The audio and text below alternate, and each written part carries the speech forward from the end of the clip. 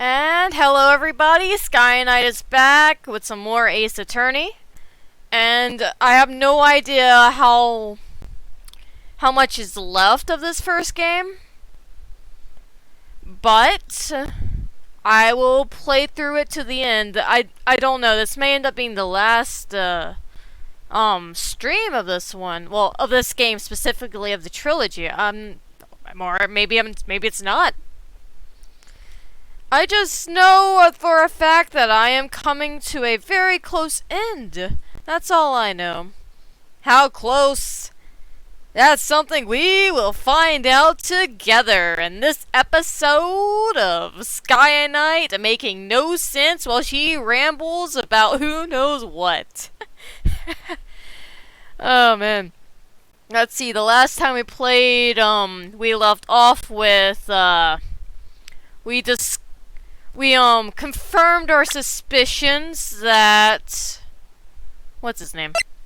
This guy. We confirmed our suspicions that, Game and Gant does indeed have something to do with the whole, killing that has taken place with this trial. We're not 100% sure what his intentions were by doing all this, but we do know that he's responsible for it. In a way.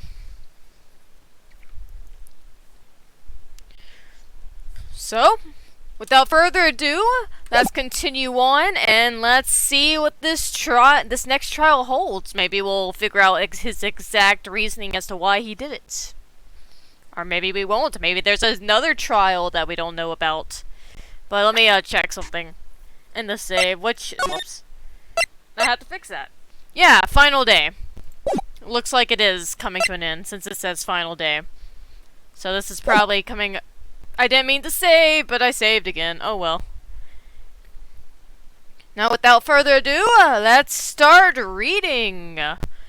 This is the defendant lobby, alright? But there's no defendant. I've been trying to reach Lena all morning. Where could she be? And where's Emma, for that matter? It almost seems as if something's been happening behind the scenes. Who is speaking? Oh, Edgeworth, you're here. At least you're here, so that's good. Knowing you've already figured it out. Who the owner of the 77777777777777777 ID number is, that is. Well, I have a pretty strong hunch. Oh yeah, we definitely know where Mr. 7 has his 7 stashed. Looks like I'm not the only one who's figured it out. You know, the only reason this trial didn't reach a verdict yesterday is because there was still room for doubt regarding this ID record. Yeah, and we're very thankful that it's still there. If that number does belong to whom you suspect, then no doubt will remain. After all, he hasn't been officially charged with anything. True, not yet. In any event, once all doubt has been removed from that list, I can call for a ruling. 5 minutes, Wright, and Chief Prosecutor Sky will be found guilty. But she didn't do it. I figured you'd say as much. That's why I came here, to hear what you have to say. This is the first time he's ever done something like this. Probably because every other person we defended has, turned out to be innocent. So he's like, Wright's defending this client, so maybe there is a reason to believe she's innocent, so he's coming to discuss it with me, just to be sure. Lena's hiding something, and the only way we'll ever know the truth is to draw it out of her. The truth. Everything goes back to the SL9 incident. Don't be stupid. Today's the last day of the trial. We don't have time to reminisce about the past. That depends on you. If she's found guilty, you'll lose your only chance to find out what really happened. I'll think about it. We know he's gonna go through with it. He's got our back. Senior court, right? So who's gonna be on my stand to testify? This is it. If I'm ever going to find out what Chief Gant has on her, it's now. Oh, well, she's probably testifying, isn't she? Sky?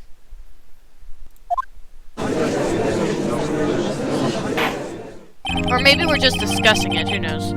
Court is in session for the trial of Miss Lena Sky. The defense is ready, Your Honor. The prosecution is ready, Your Honor. Normally, this is when the prosecution puts forth its opening statement. But before that, the police chief has a proposal to make. Chief Gant. Of course he would have something to do with this. Mr. Owl-looking man with his seashell-looking beard. The most suspicious-looking person in this whole entire game. Morning, folks! How's everyone doing? Hey, Uggy, been back to the pool yet? No, I've been drowning enough as it is in my work. Oh, that's a good one. Don't think I can top that. If you don't mind me asking, Chief, exactly what is this proposal of yours? Oh wait, I also forgot that, that he took, Emma. He, kept Emma. I wonder if Emma may actually be the one where... Didn't I, say in the last stream that I thought Emma would be the one we're probably questioning in this trial? More than likely. Lena, that is to say, the defendant, has asked me if she could speak directly to the court. She wants to do what? Having heard what she intends to say, I feel she should be granted her request. You know, despite how much I actually make fun of this guy, I actually really do dig his design. Especially with the green eyes. It's like a nice touch that stands out with the rest of his color palette. I like it. I really do like it. He has like a charming and a sinister look about him at the exact same time, and it works perfectly into his character of what I know of what his character is so far. It's pretty cool. His clothing, however, like with his tie, that's kind of questionable. I don't really have an opinion on it, but I don't know. I just think it's kind of weird that his tie is kind of like a cross shape. Though I imagine this is probably supposed to be a sword type thing or something like that. I don't know. In the end, this should save everyone a lot of time and trouble.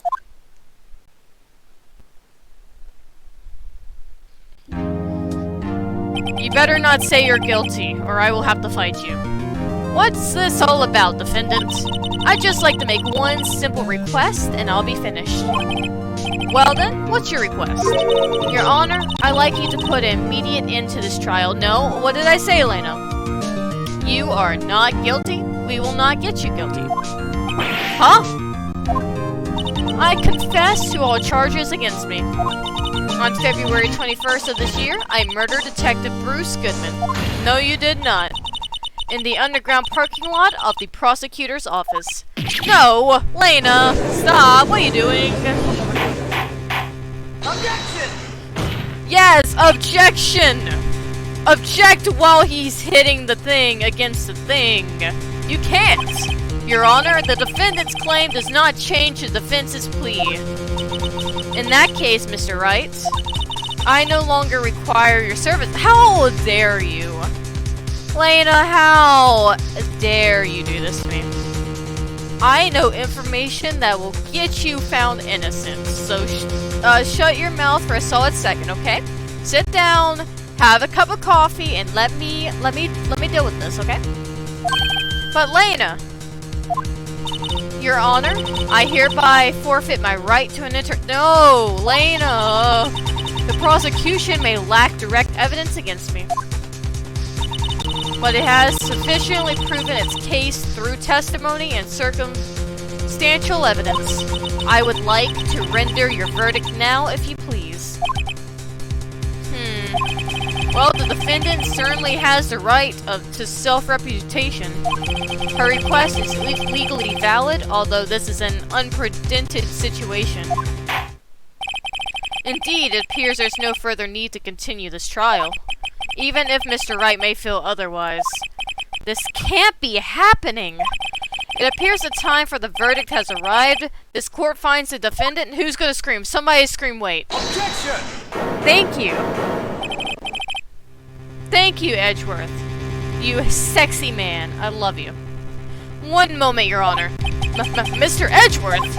The prosecution has not yet proven the defendant guilty beyond a reasonable doubt. Any ruling that this stage would certainly be premature. Come now, Worthy. Can't get out here. I understand this is a difficult time for you, but why don't you just be a good little boy and keep your mouth shut, Yes, do the wiggle finger at him. Get it, Edgeworth. I don't think I care for your tone, Chief Gantz. What? Creating another fabrication to cover up your mistakes. Sorry, but I'm no longer the naive little boy you have me be. With this sudden confession from the defendant, it's obvious to me some kind of deal was struck behind the scenes. Some kind of deal, Not everyone operates as you do, Worthy. I thought so. Your Honor, the prosecution would like to change its first witness. Oh, to whom? As its first witness, the prosecution would like to call Miss Emma Skye. I request the court hears her testimony. Mr. Edgeworth, I am exercising my right to self-representation. I don't think we need to I don't care what you think, Miss Skye. The exposure of truth sometimes results in tragedy. However, no matter how tragic the truth may be, it would be an even greater tragedy to avert one's eyes from it. Very well, the court shall grant the prosecution's request. That's okay with you, right, Chief Gant? Worthy, you'll live to regret this. Mark my words. Miss Emma Skye, please take the stand. Looks like Edgeworth has decided to take the horse by the reins. Yeah, that's the correct word. Now then, witness, please state your name and occupation. My name is Emma Skye. My occupation, I'm Lena's little sister, and I want to be a scientific investigator. 2 years ago, you encountered the serial killer Joe of the Joe killings. Is this correct? Yes. I'm trying my hardest to forget about that, though. I'm sorry, but I'm afraid I'm going to have to ask you to recall those events one more time. Mr. Edgeworth, please remember this trial concerns the murder of Detective Goodman. Is an incident that was resolved 2 years ago really all that relevant? Yes, it most certainly is. Well, okay then. He sure gave in fast. Now, please testify about what happened to you 2 years ago. The trip to yesteryear has finally begun. It's bound to lead to the truth behind this trial.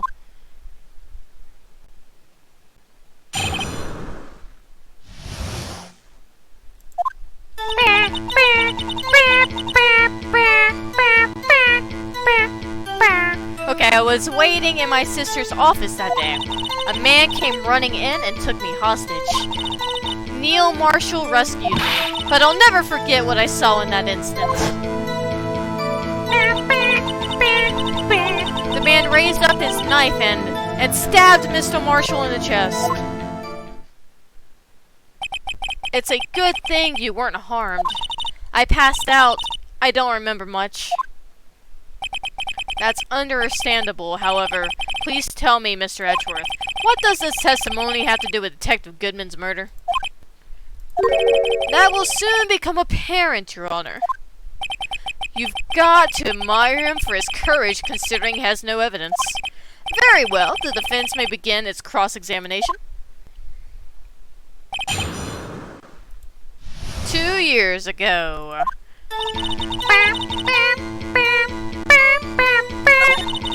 No, go back. No!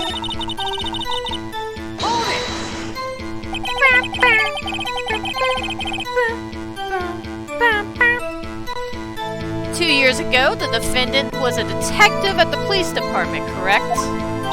Yes, she was a second in command under the Deputy Chief of Police Gantz.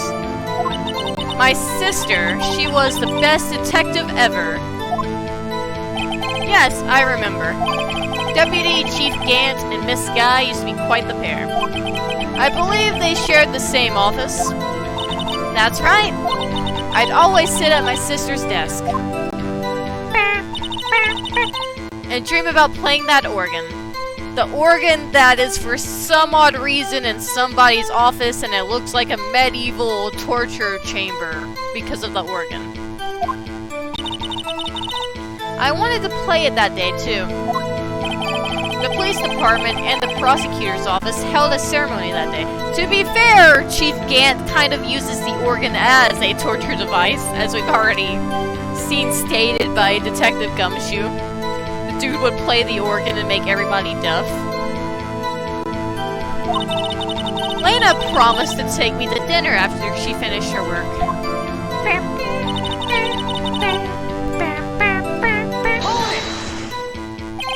A man.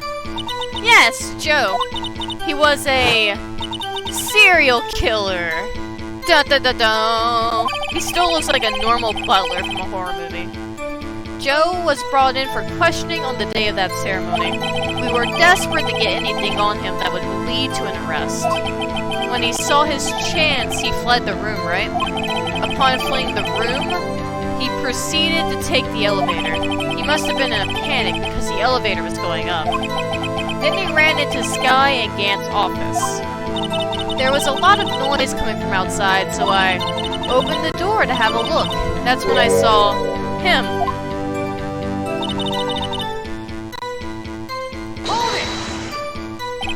What was the prosecutor doing there? That day, there were 2 people present during his questioning. Deputy Chief Damon Gant and Prosecutor Neil Marshall. Almost forgot about Gant.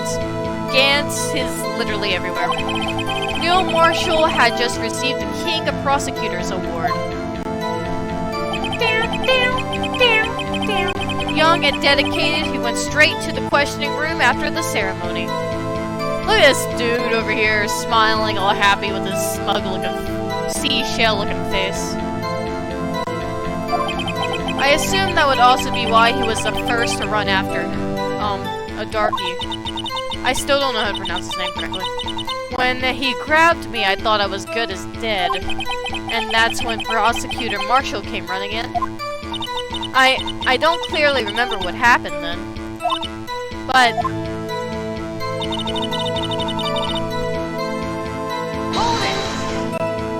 can you tell us about that? Mr. Marshall jumped on him just then. The lights went out. The lights? It was just about this time of year. There was a terrible storm going on and lightning struck nearby. So the electricity went out. Wait a minute. If it was a pitch dark in that room, you shouldn't have been able to see anything, right? Right, but just then lightning flashed again outside. That sudden flash left an unforgettable image of the scene in my mind. I see. I told the detective about what I saw then. The detective? Yes, Detective Goodman. He was in charge of the case. Detective Bruce Goodman, the victim. Hear more. Speak more, please. So you spoke with Detective Goodman about this 2 years ago. Yes, that's what's so scary about this trial. And you told Detective Goodman about what you saw? Yes, but at the time, the words just wouldn't come out. That's why I drew a picture. I have that picture too. Picture. Yes, I think she mentioned that before. Well, Mr. Wright, have you heard enough? Ask about the picture. Keep going, Mr. Wright. This picture the witness drew. I believe it has a very important meaning. But the list of evidence I was given 2 years ago didn't contain a picture. I have it right here in my hands. Witness, would you mind if we added this statement to your testimony? Yes, Your Honor. Oh, okay, this is right here. This is going to be the answer. This is the one I'm probably going to have to present the evidence on because I do have the list with the picture on it, but I want to see what all she has to say first. You drew a picture on the scene you witnessed, right?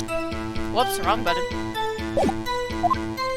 Yes, I wanted to do everything I could to help the investigation. I can still see it now. Whenever I close my eyes. That's strange. I took over the case after Prosecutor Marshall died. Yet I never received any picture.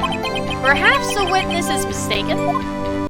But I did draw it, I swear. I'm not just imagining it. This picture that Emma drew, that reminds me. I guess I should check the evidence again. Well, anyway, let's continue. This scene that imprinted on an image in your mind. Can you please describe it to us? The man.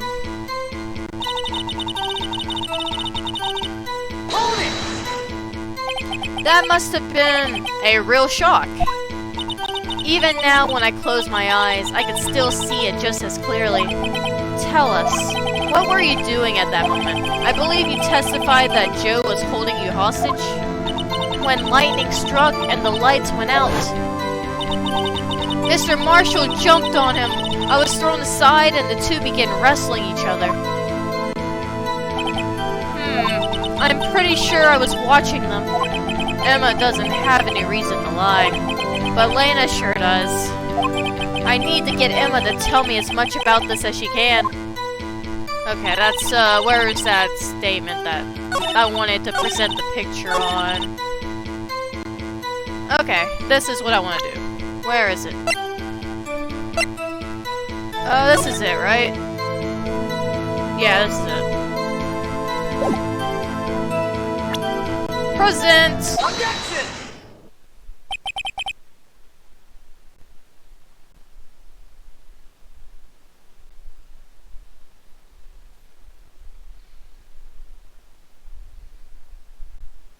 Also, I see that the Land of Cheese might be watching. Are you indeed there, the Land of Cheese?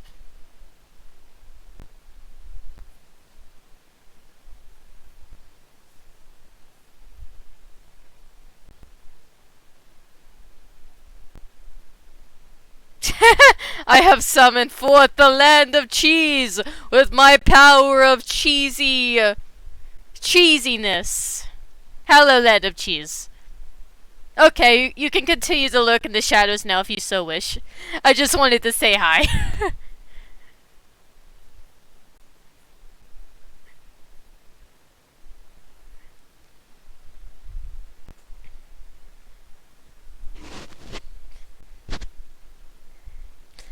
Mr. Edgeworth, this little girl put all her heart into a drawing that picture.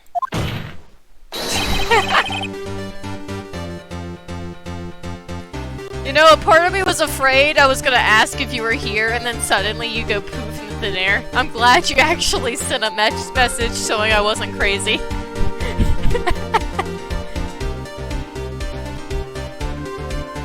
See, guys, I am not crazy. Totally not crazy. Maybe a little bit crazy, but not a lot crazy.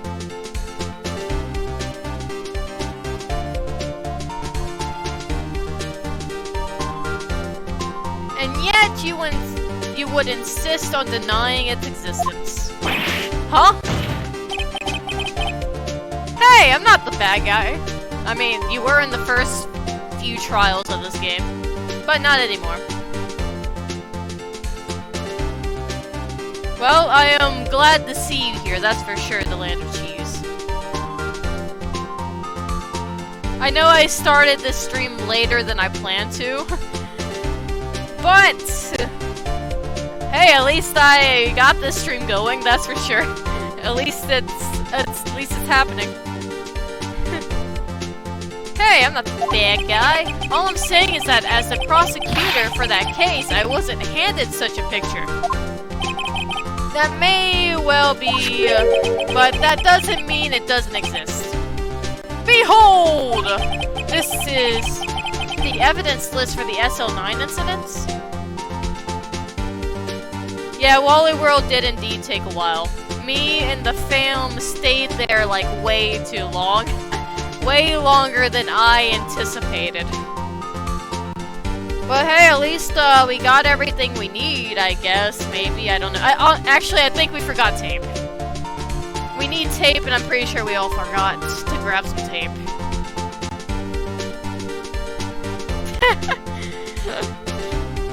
It is indeed a mood. We got everything else, including some things we did not plan to get. And we come out and we forget the one thing we really needed. Tape. It feel like that, it really do.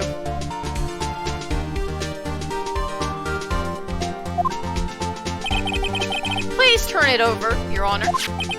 Turn it over? Turn it... Ah! What is this? Yes, and cheese. Cheese is very important. Especially in the land of cheese. Yes, what is that? Hey, that's it! That's the picture I drew! Indeed. Two men appear to be wrestling here. What's the meaning of this? What are you doing with that list? Me? Only the prosecutor in charge should have access to that list. Huh? These lists, they're different from each other. What? It would appear, Mr. Edgeworth, that the evidence list you were handed 2 years ago was incomplete. These two lists fit together to form one. You can see the marks here where they were torn apart from each other. I will never reveal my secrets on how I knew you were here. That will forever remain a mystery to everyone, including myself. So you see, Mr. Edgeworth, it's quite obvious what happened. 2 years ago, only half of the evidence in that case ever reached you. What? What? Order! Order! But, Miss Skye, why did you draw your picture on the back of such an important list? Because that's what Detective Goodman handed me in the questioning room, Your Honor. Yes, I am always watching. Forever and always. My eyes are everywhere. You can't see them, but they are indeed there. Wait a minute. If this list was torn in half, then that means... Your Honor! Are you alright, Mr. Wright? Your eyes are bulging from your head. If the evidence list was torn in half, then there might be more of the drawing on the back of Mr. Edgeworth's list. Yes, that's quite convincible, Mr. Edgeworth. It's possible. Let's see.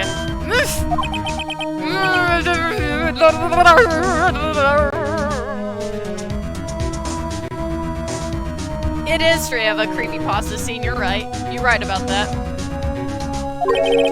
Is something wrong? Do you even have to ask? Sorry, Your Honor. There is indeed something drawn on the back of my list that I...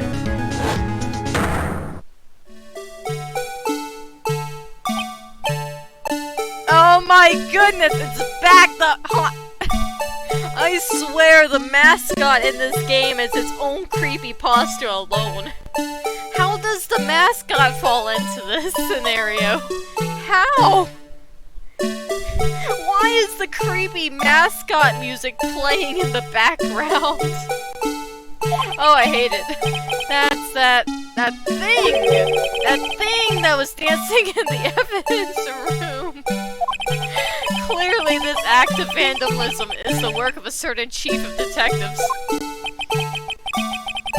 I guess he was out of scrap paper.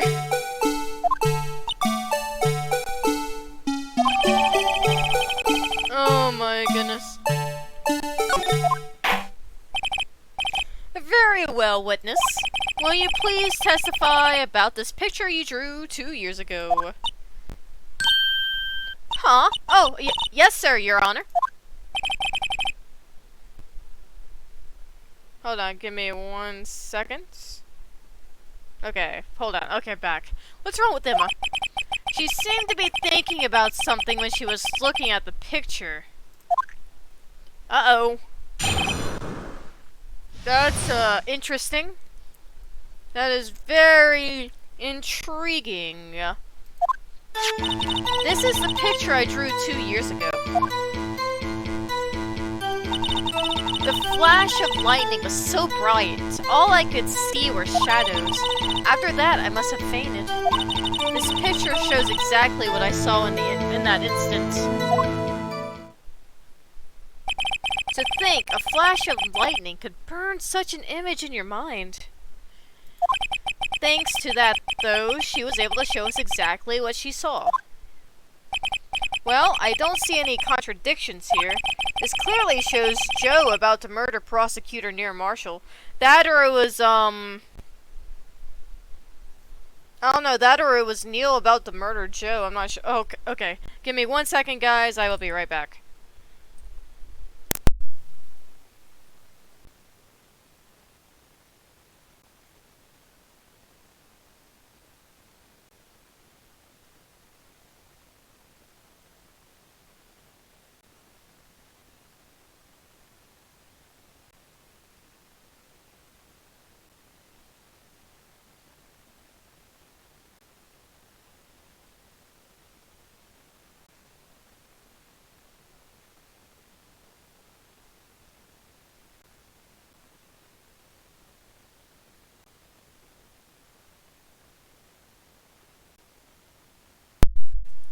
Haha! I am back. That surprisingly did not take very long.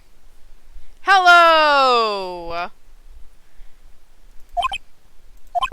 The defense may now begin its cross-examination.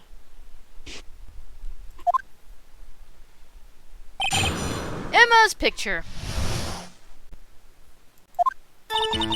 Okay, press everything! Did you draw this picture right after the incident? I think I drew it 2 or 3 days later. At first, I was in such a state of shock that I couldn't do anything. During that time, the investigation team was reorganized. Detective Goodman was placed in charge, under the direction of Damon Gant and Lena Skye. 2 or 3 days later. The memory should still have been fresh in her mind. Excuse me, witness. But can you please tell us why this picture is painted all in black?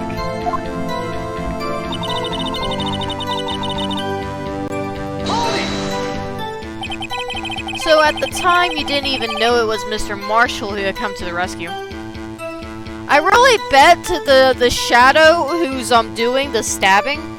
That's probably Marshall stabbing the serial killer, and Marshall somehow got like stabbed in the back or something after he killed the serial killer. It's probably what's going on here. So at the time, you didn't even know it was Marshall that had come to your rescue.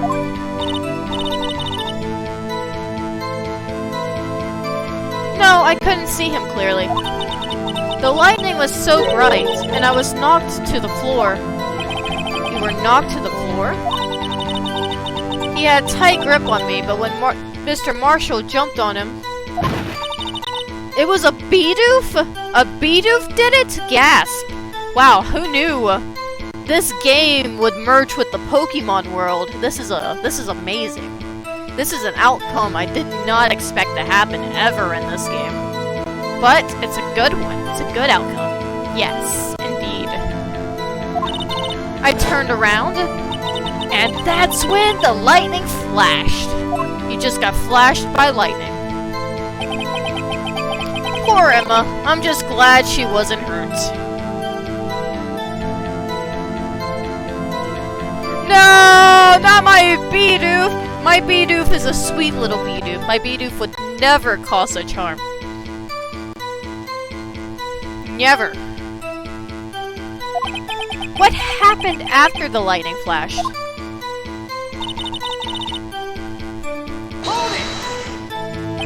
You mean you didn't see the actual murder take place? No, I'm sorry. The flash of lightning only drove off the darkness for a split second. Not only that, but the trauma of the situation understandably caused the witness to faint. Do you really need to torture this girl any further? I'm not torturing him. I'm not torturing Emma. What are you talking about? Hey, I'm not the bad guy here. Anyway, this picture shows exactly what I saw in an instant. Sorry for asking so many times, but are you sure you drew exactly what you saw? Of course, this is the exact scene. It wasn't influenced in any way from your talks with the detectives? Are you insinuating that we somehow manipulated her memory, Mr. Wright?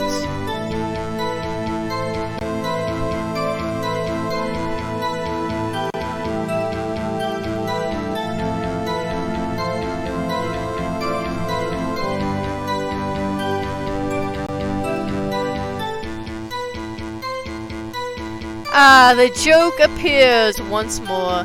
But yes, you see,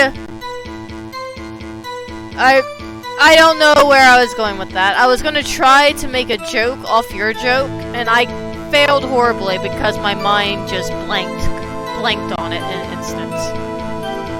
I failed. I have failed at the funny. No, of course not. I better watch out or he might find some way to cut my salary. Don't cut my salary. I drew this picture before I heard anything from the detectives, so I don't think anyone's story would have influenced me. Mr. Wright, is there something that's bothering you about this picture? Yes, there's a lot bothering me about this picture. Huh? Oh, well. That's strange. She claims this is exactly the scene that was imprinted in her mind. And yet, there's clearly a contradiction here.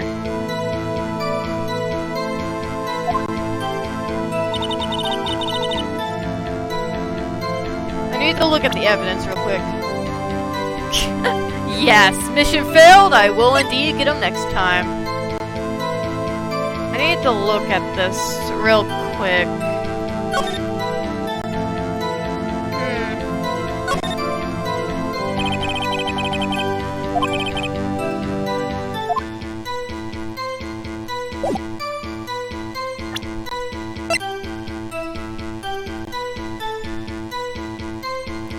What could I use here? We're talking about the picture, I know that.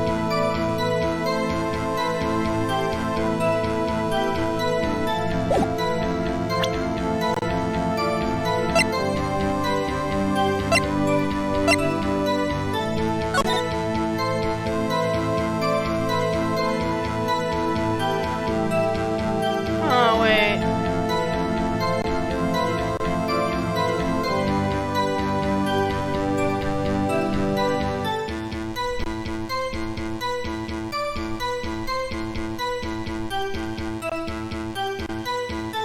What is the contradiction here?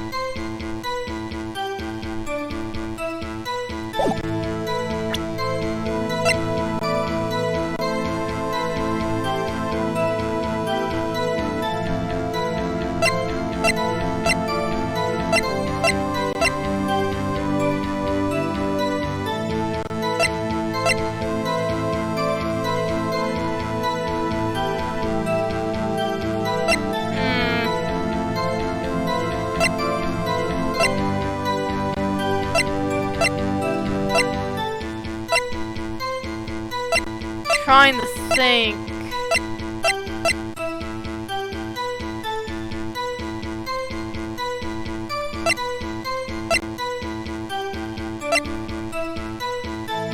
What could it be?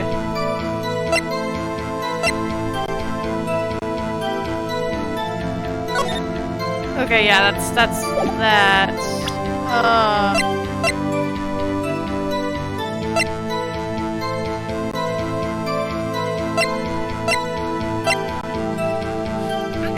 Let me see this real quick.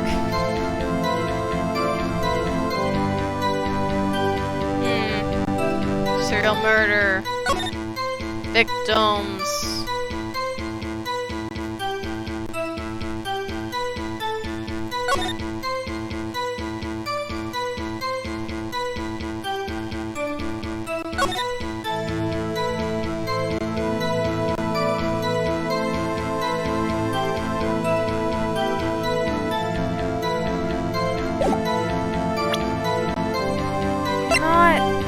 Sure.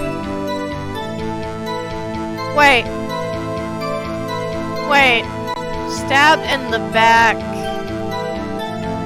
Wait, stabbed from the back. Hold on, wait. Yeah. This person standing here, this couldn't be Neil if he was stabbed in the back. That's the problem here. Let's see. Where would I use that?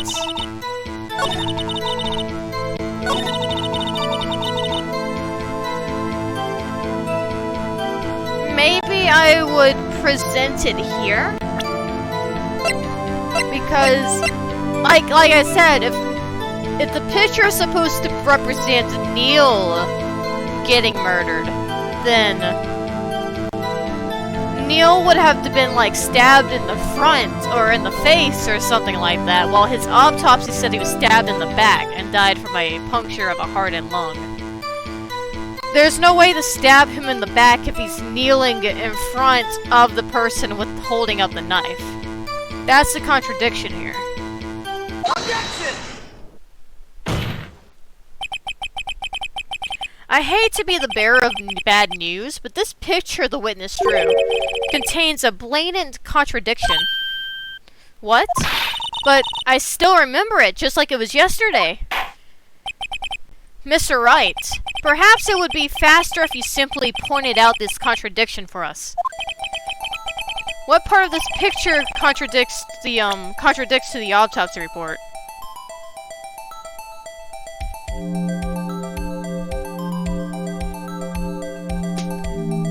Okay, which part of this would, let's see.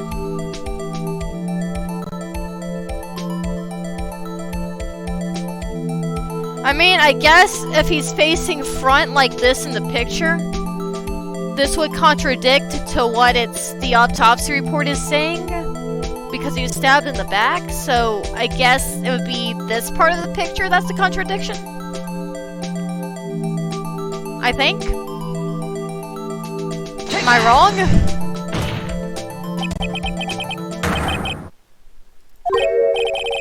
Okay. The drawing stinks! Oh no! Well, I see the contradiction. I guess I just chose... I mean, I clicked the person on the ground.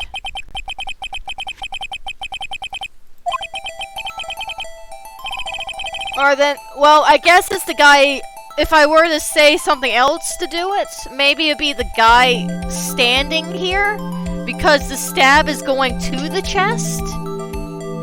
Stabbing chest. So maybe that's the contradiction. Do I click the knife or do I kick the person? Click knife or I don't know which part of this picture to click. Take that! Oh, I clearly, I see the contradiction, I just don't know what part of the picture to click.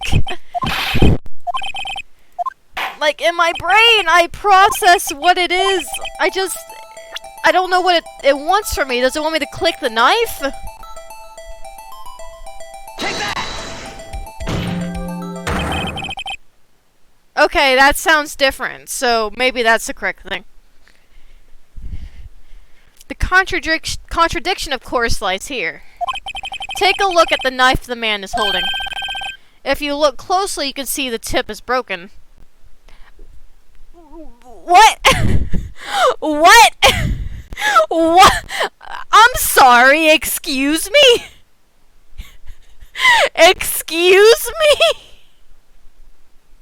Okay, I'm sorry. I'm sorry, but... Okay. I call exactly what this button right here says. The two letters on this button. I call that for what this is right here. Yep. Okay. Love it. Love that.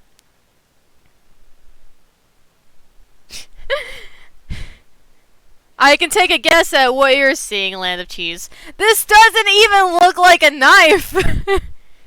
How am I supposed to know that the tip is broken off? How was I even supposed to get it off that logic? I only got the logic because he died from the back, not because that apparently there's a missing tip on this knife. Apparently.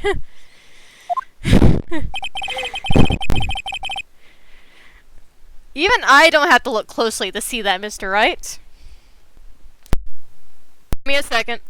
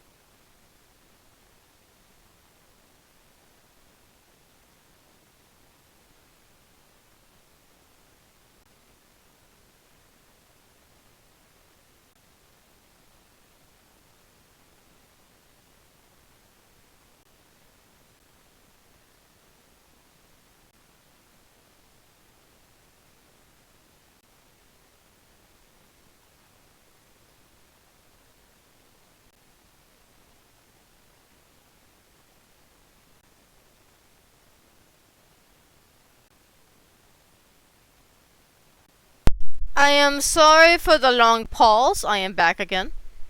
Please forgive the wait. But Mr. Wright, look at the evidence. See the murder weapon? Its tip is broken too. If I recall, the tip of the knife was found broken off in the victim's body. That tip of that knife doesn't... The tip...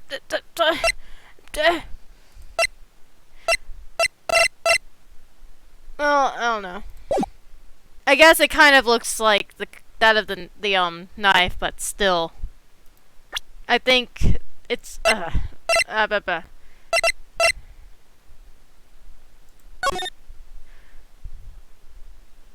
could be this knife right here. How do we know it's not this thing, huh? Huh? How do I know it's not this from the armor? This little sword thing. How do we know that isn't the knife? How do we know that's not the weapon, huh? Huh, game? Huh? Because we all know this is not the real tip to that knife that you got. It was the conclusive piece of evidence that proved Joe was the murderer. I'm afraid it's not so simple, Emma. Objection! And where, pray tell, could you possibly see a problem? It's obvious, really. The victim suffered a single stab wound to the back. If the victim was only stabbed once, then the murder weapon should not yet be broken. Ah! What's the meaning of this? Perhaps the knife was broken beforehand. Objection! Sorry, but I'm afraid that's not possible. What? Why are you the knife? I want to be the knife. Why do you get to be the knife? I would much rather be the knife than you. I am knife. I am sharp like a knife. I am pointy like a knife. I am a knife.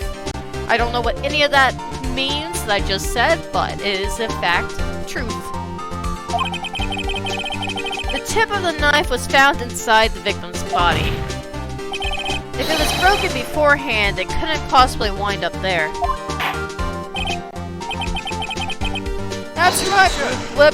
The tip of the knife was undeniably discovered within the victim's body. The only possible explanation is the witness's memory is mistaken. Then why I asked her so many times if she was sure she remembered correctly? I believe you were annoyed at the time, but she was sure she remembered correctly. But there is no other way to explain this inconsistency.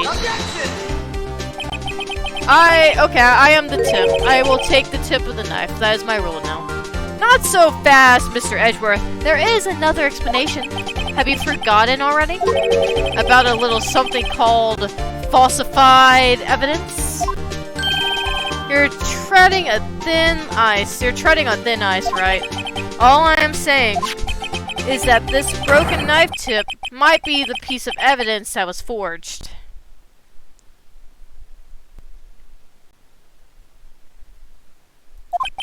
You can't deny the possibility. No. So basically, to give you insight on what's going on, the Land of Cheese, basically, the last trial that we had before this one, Elena, the one that we're defending, she admitted to this trial, well, the serial killing trial, that there was indeed a piece of false evidence that was forged.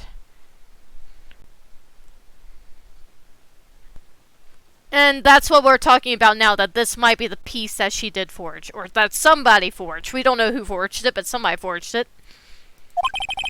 Are you saying the investigation really was corrupted? Your Honor, please allow me to once again go over the events that took place the day of the murder. The police department and the prosecutor's office were holding a ceremony that day. After receiving the King of Prosecutors Award at the ceremony, Neil Marshall questioned Joe along with Damon Gant. During his questioning, Joe fled the room. Prosecutor Marshall chased after him and was killed by that dude. It is my belief that somewhere in this story there is a lie. I'm not lying. The man really was holding up a broken knife. If that's true, then there's no other way around it. This could not have been the actual murder weapon. There must have been another broken knife. It's a knife to the shield! I know it's totally the knife to the shield. It's this knife. This knife right here. This knife that was a part of the trophy before it got strangely removed. It's gotta be. I bet you, I'm calling it now. This sword. Murder weapon. 100%.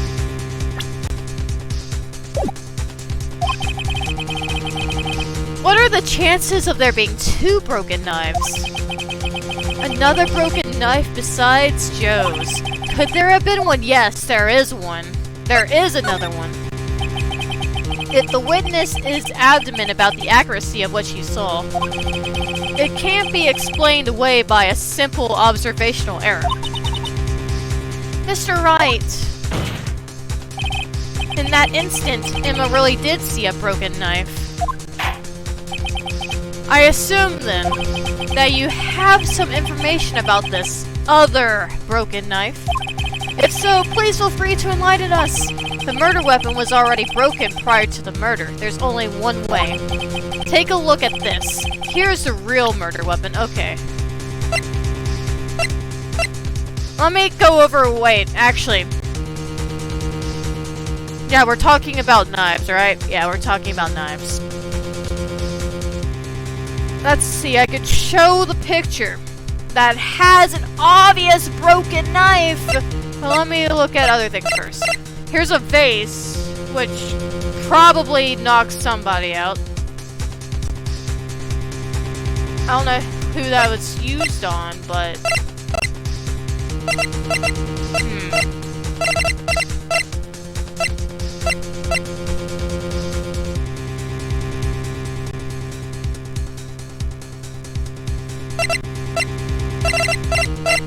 Yeah, that's... Where's the picture? I'm gonna say the picture with the broken sword. Take that! The answer lies in the past. 2 years in the past. Right here inside this picture! This is a picture of the awards ceremony. Aha! What is it, Mr. Edgeworth? It's the broken murder weapon. Notice the award Prosecutor Marshall is holding. That's a broken knife.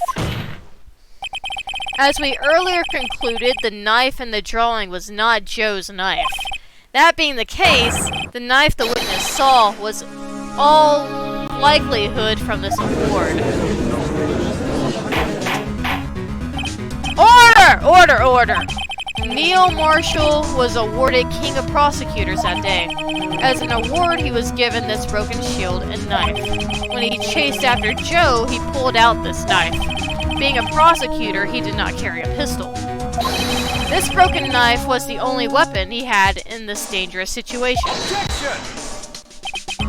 But that can't be. Oh, and why not, Mr. Edgeworth? Because if the King of Prosecutors' award knife was a murder weapon, then the murderer and the victim would be reversed. What do you mean?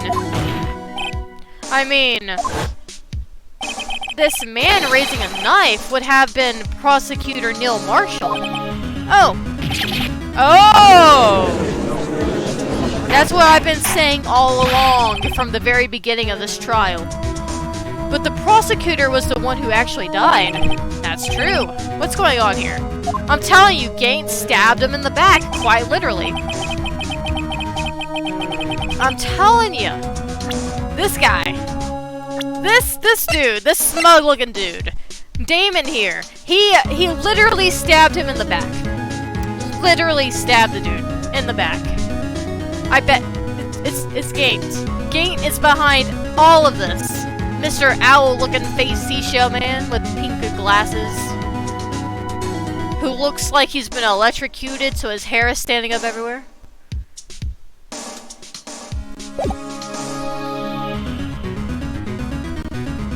It seems Mr. Wright has been a bit too eager to jump to conclusions.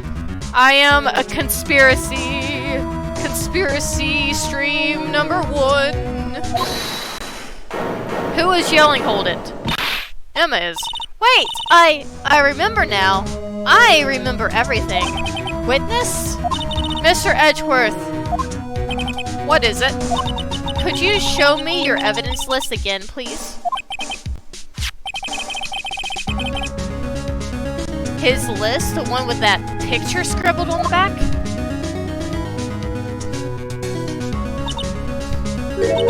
I knew it. This picture. I'm the one who drew it. Okay, what does it mean? I have an idea of what it means, but tell us what it means. You drew that? That's right. The list wasn't torn in half at the time I drew this picture. Please stop it with the creepy music. Please, I beg. All this time I've been trying so hard to forget. I must have locked this part away deep inside of me. Perhaps it would be best if we added this to the witness's testimony. Would you please tell us what you've recalled, Miss Skye? Yes, Your Honor. First a knife mix-up, and now the blue badger? This should be interesting. This is going to be very interesting. When I saw that man raise his knife, I panicked and rushed toward them both. I think I knocked away the man with the knife. Just then there was another flash of lightning, and that's when I saw the blue badger. He wasn't in the room, but I'm sure I saw his shadow. This is certainly most unusual. Objection! Try impossible. The chief of detectives hadn't even designed him until this year. That would mean he didn't even exist 2 years ago. Yes, well, the defense may now begin its cross-examination. Stop! Please, don't pursue this any further. Lena, what's the meaning of this? Please remain seated in the defendant's chair. But you can't do this. I've already confessed to the crime. Objection! Why can't you just leave it at that? Chief Prosecutor Skye. We've already come this far. It's too late to turn back. Silence! The defense will now begin its cross-examination. Bailiff, please detain the defendant. It seems we're finally getting to the core of the matter.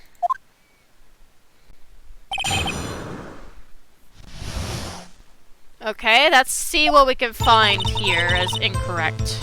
Hold it! Yes, I am indeed I am now a prosecutor, you're right. I am the defense attorney and the prosecutor at the exact same time. When you say that man, I assume you refer to Joe. Yes, at least I think it was him. You think. All I could really see were shadows. The power outage that immediately preceded the incident is also documented in the prosecutor's office reports. So you accidentally tackled the wrong guy, or both, or something like that. Why would you do something so dangerous? What else could I have done? He was about to stab Mr. Marshall. She seems convinced that Drake was the one holding the knife. But as we just theorized, Mr. Marshall was the one holding the knife. Well, I didn't know that at the time. When that guy knocked me down, all I could think was, I've got to help that other person.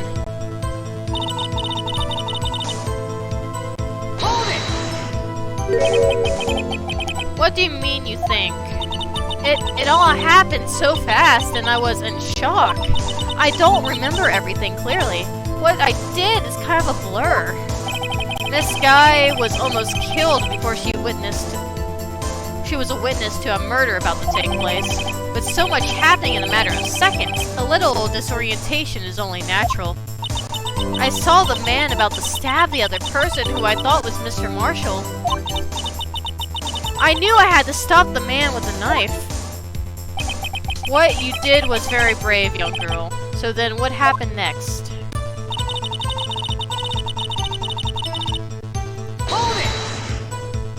Are you sure about this? Whoops.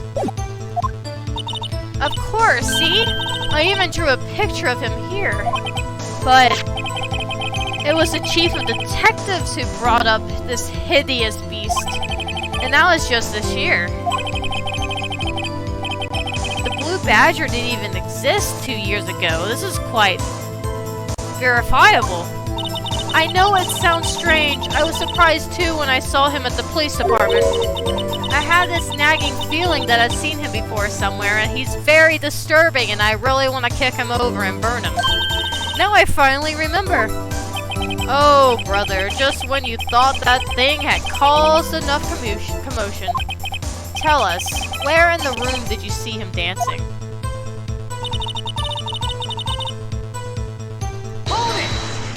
So you saw his shadow. His shadow? So you mean you didn't actually see his face with his winning smile and all? That's right, but I still remember it. He had 3 creepy horns. This is pointless. That thing couldn't have possibly existed 2 years ago. The witness must be mistaken. That may well be. But what's important is what caused her to think she saw what she did. Oh? And I suppose you have an explanation? So, if so, then by all means, please tell us what this shadow really was. What was it Emma saw when that lightning flashed? Who is this blue badger, really? I'm gonna go with this one, even though I don't really know. The blue badger hadn't even been dreamt up when Emma drew this picture. Yet she's certain she saw its shadow. Ladies and gentlemen, it is the defense belief that on this fateful day 2 years ago, there indeed was something that looks similar to the blue badger. Something that is now sitting in this very room. What's sitting in this very room? Mr. Wright! In this room. Very well, Mr. Wright. What is it that the witness saw in that instant? Something sitting in this room.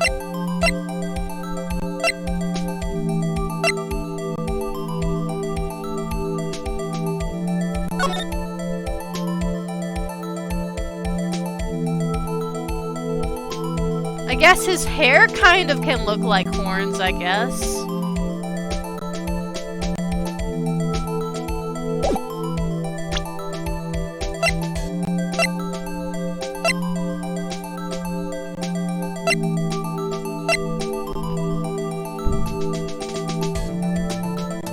Oh, the vase! It could be the vase.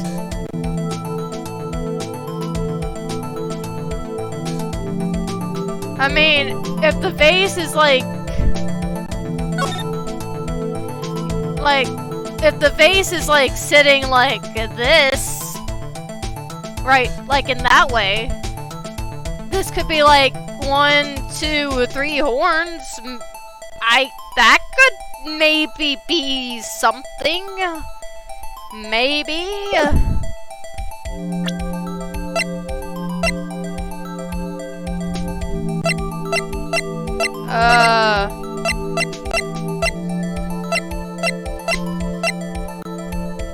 That's all I can really think of that could be the answer. It makes sense when I try to explain why I think it might be the jar. So I am going to go with the jar. Take that!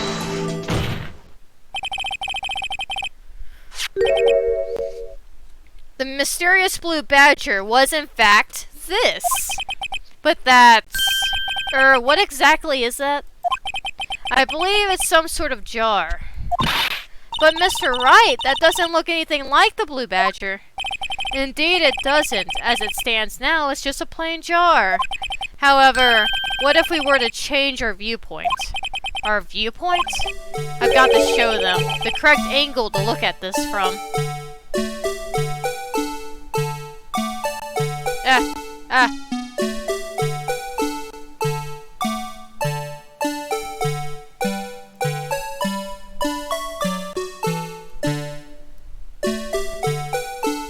So are we viewing this from the front or the back? Come on. Come on.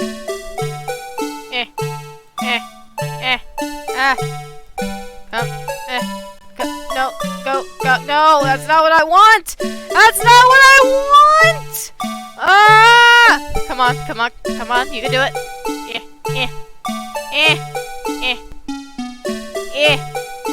Come on. No, leave no, turn the other way. Go, no. Come on, you can do it. Come on, yes. Yes, I hope that's good enough. Take that! Objection!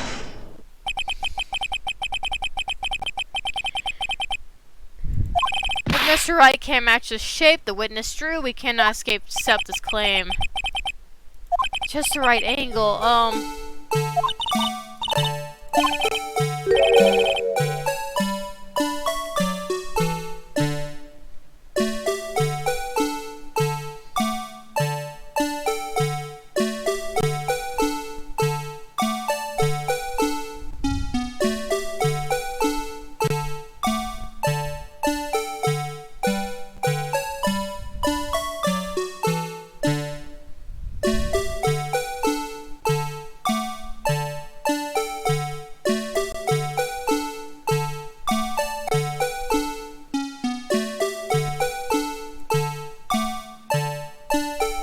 maybe this?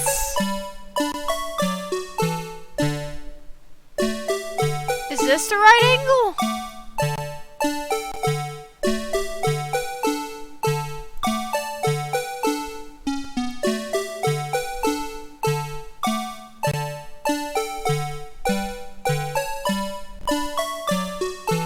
Maybe that? Rotate up a little more? Okay.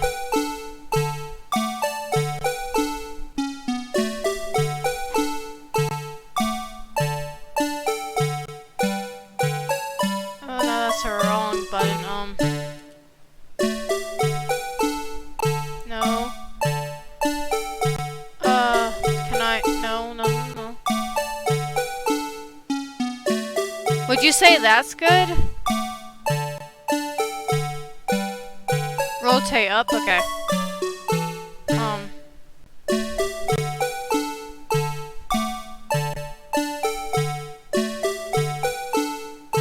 Is that too much? More up?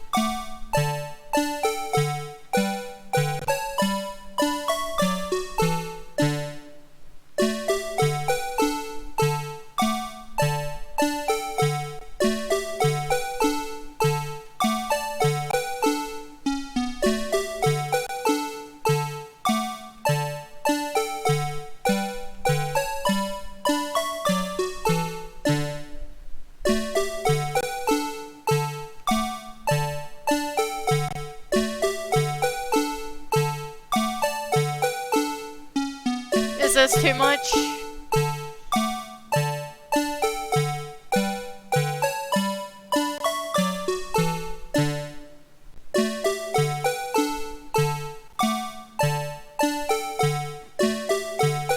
Okay.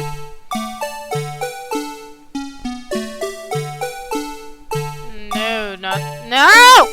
What have I done? I messed up! No, go back. Go back. There. That's not what I want. Well, I guess I can rotate it like this. Take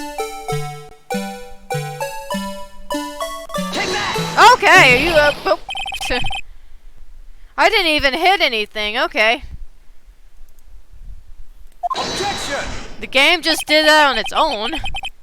I did not appreciate that at all. Bruh.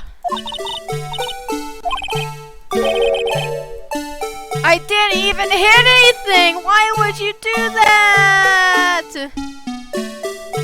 Why would you do that, game?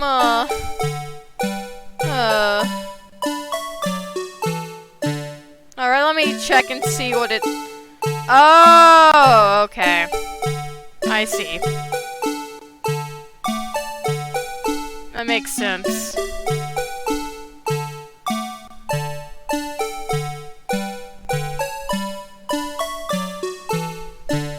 Let me see, which way do I gotta... I don't like these rotation controls. They're so mean. So...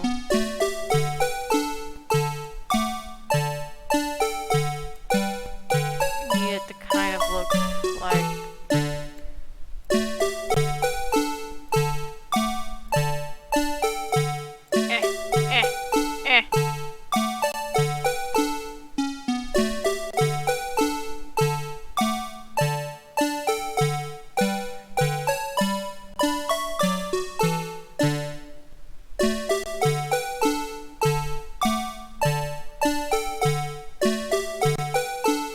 I hope this right here is good enough.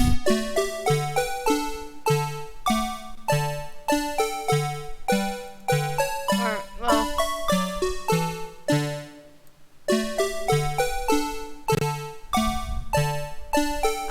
well, this does not look good enough. What button B? Okay, hold on. H, no, that's not, okay.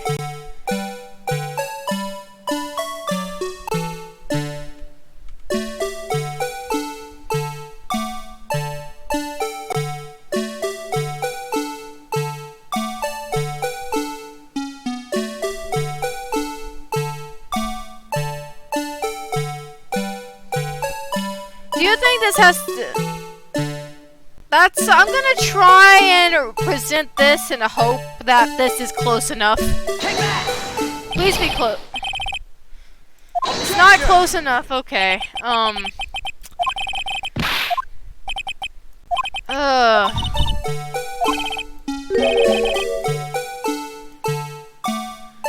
Okay, fair enough.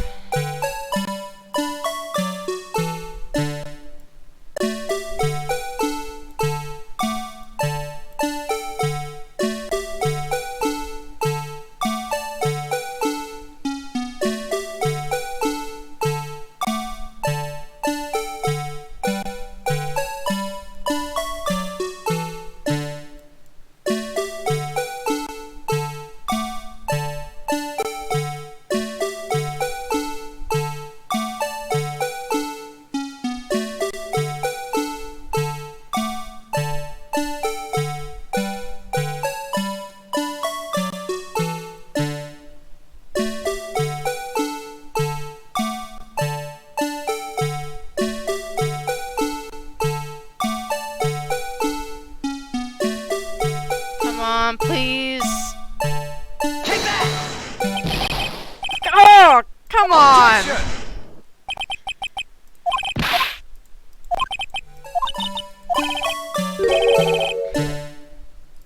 How accurate does this really have to be?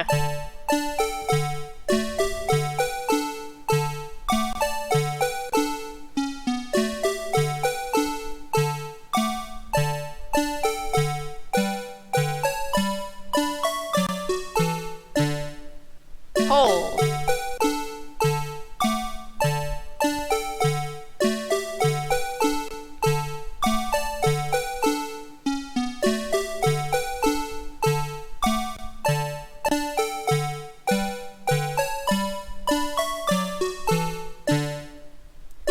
Maybe more down? Like that? Ah. Maybe that?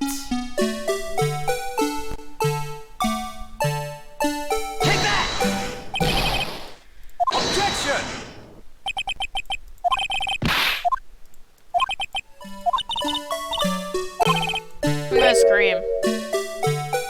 I'm going to scream.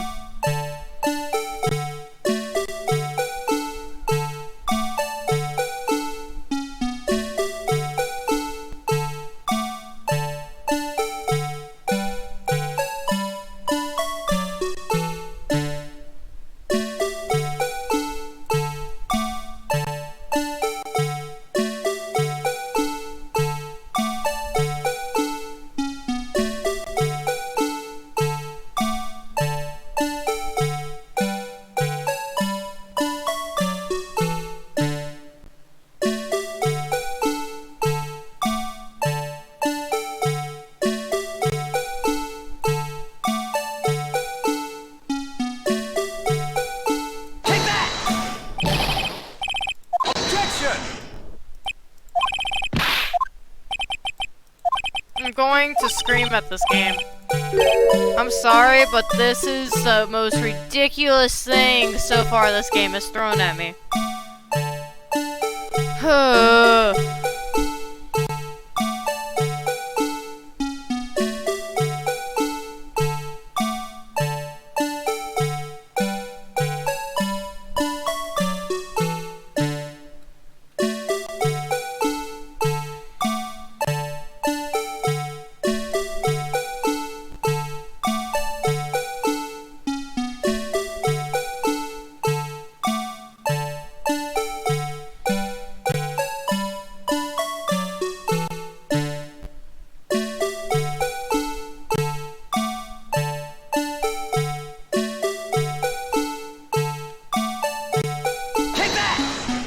I didn't mean to hit that. Objection!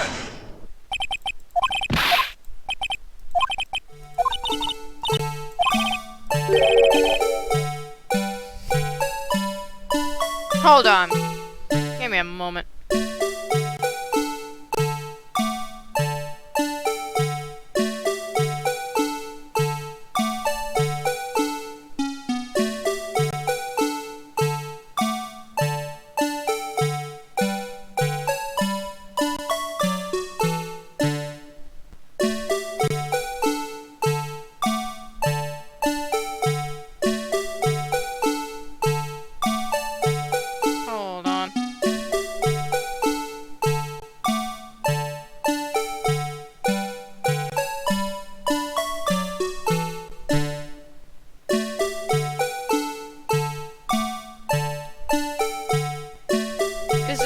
Better thing out there that I can use to figure out how to set the correct stupid angle for this face.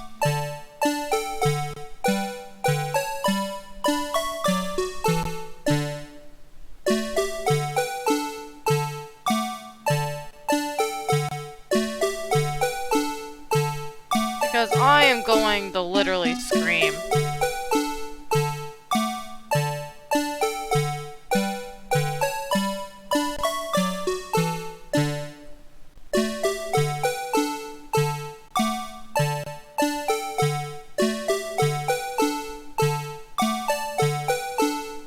Oh, here's a better picture. Hold on, maybe I can use this. Hold on, my phone is about to die. Let me get a charger before it dies.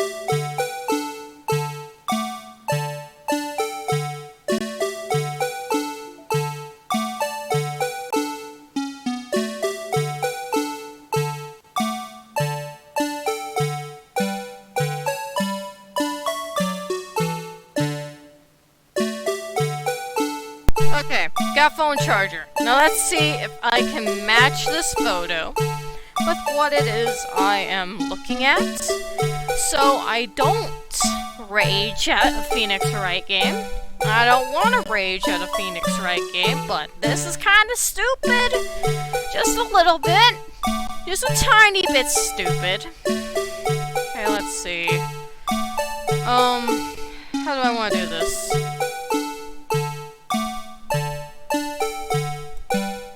How do I do this? Is the question. Why is the spinning mechanic of this thing is so stupid? Oh, please, thank you. Just get straight, please. Straighten up. Straighten up. Straighten up. Straight. Works. Perfect. Perfect. Okay. So, it's gonna be like...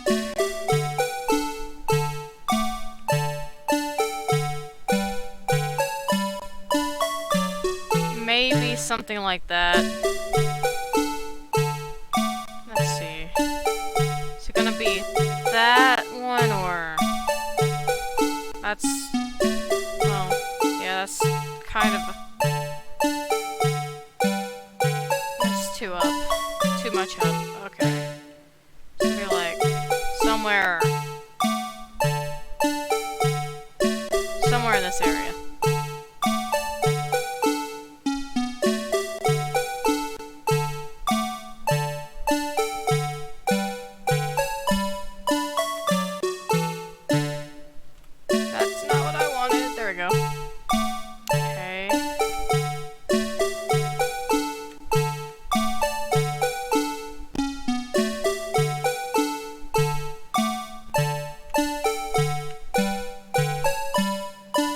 Still, that does not look correct.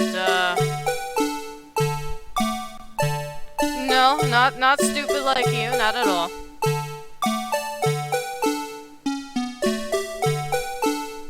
This is... oh, this is so stupid. Oh.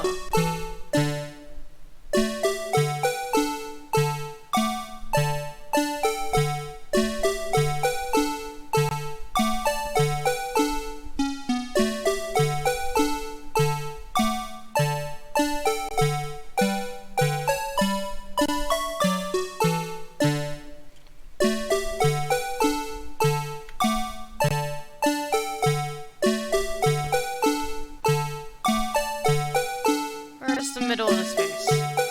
Somewhere right there. Okay.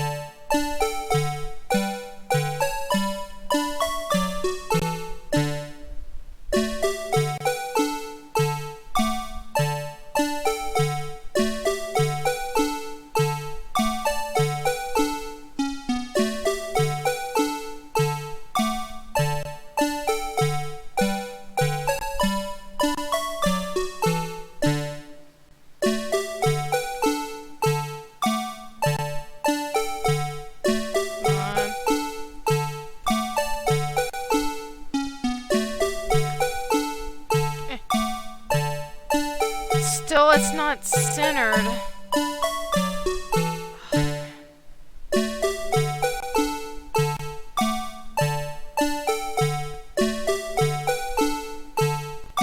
Come on. Let's see,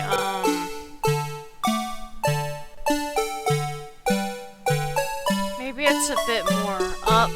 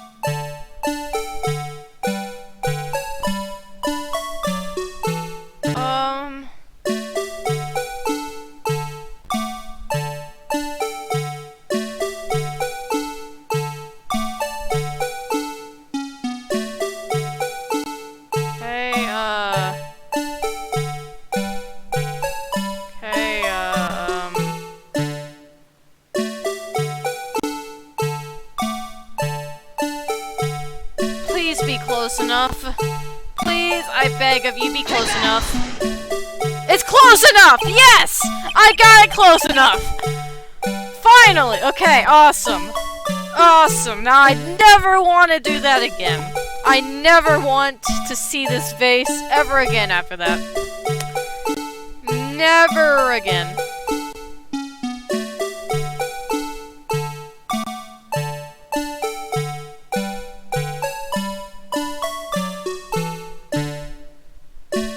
Jeez, man.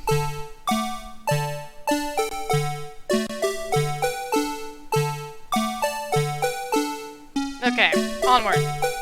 Well, is this a miracle or what? No one can possibly deny this jar's resemblance to the blue badger. No, it can't be. Order! Order! The defense has proven its claim. The mysterious blue badger witnessed on the day of the crime was actually this. Objection! Although we all enjoyed Mr. Wright's dramatic performance, one question remains. What's your point? What do you mean? So, that badger thing was actually just a jar. That doesn't change anything. Objection! I'm afraid that's where you're wrong, Mr. Edgeworth. You see, this changes everything. Indeed. Very well then, please tell us what's different now that we know the witness saw this jar. It could be the murder weapon. It has blood. Well, no. It's not the murder weapon. Actually, it could be the murder weapon. There's blood on it, and, he did, well...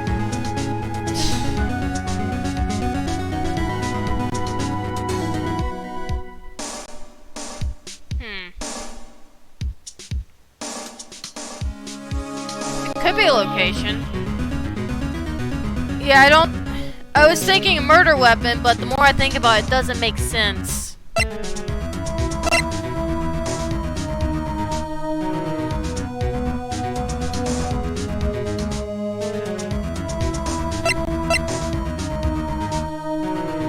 But how does this change the location? Because we already know it takes place in the office. And the jar is in the office. Well, it's in it's in the office where the murder took place. So how would that change the location?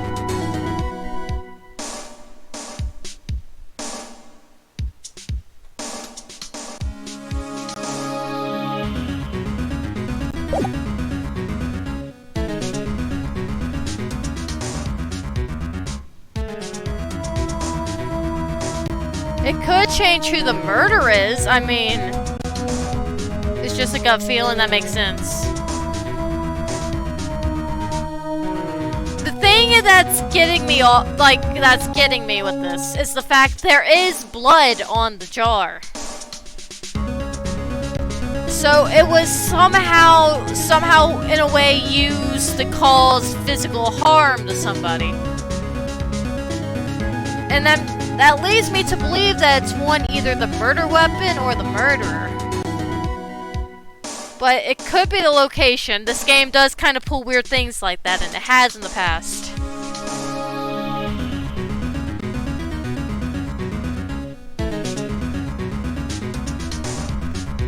Because I don't see how it could be the location. Unless they did take place in front of, like, the window or something like that and changed it.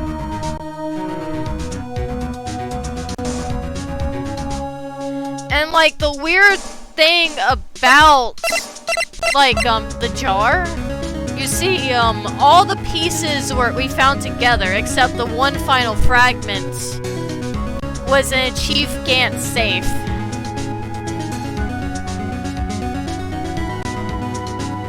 He kept that one piece that had the blood on it for some weird reason, and like hid it.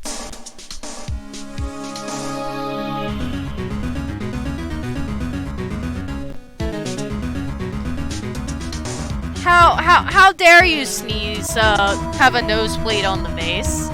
You should have at least cleaned it up beforehand.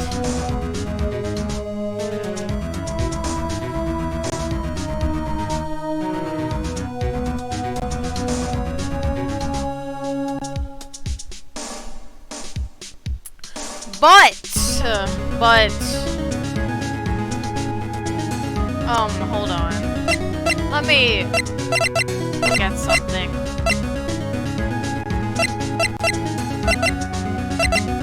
Where is it?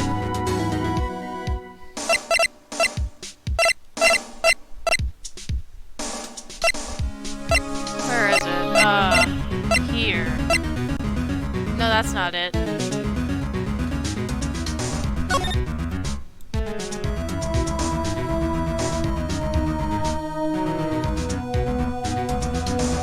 I mean...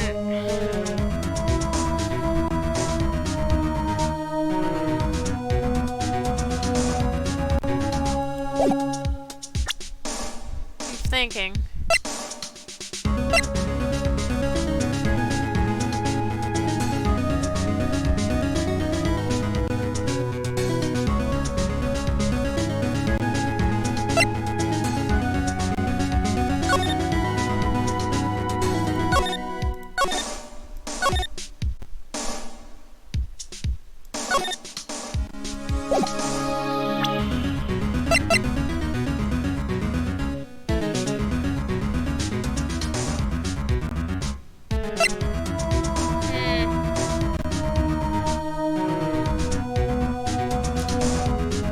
Part of me really wants to say that it changes the murderer.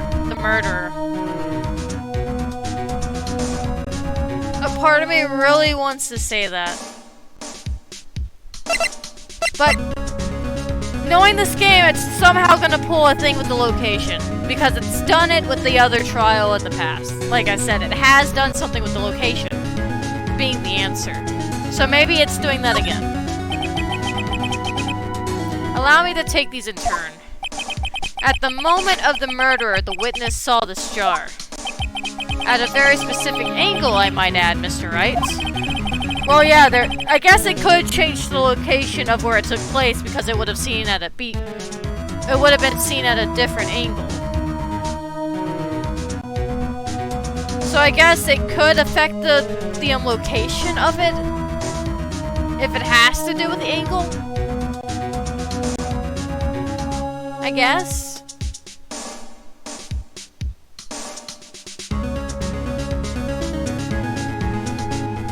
Yes, well, knowing this, where could she have seen this jar? Where? The location of the jar is shown in a picture taken on the day of the crime. It's on a shelf in the office of Damon Gantz. Objection! But the body was found lying near Oh, wait.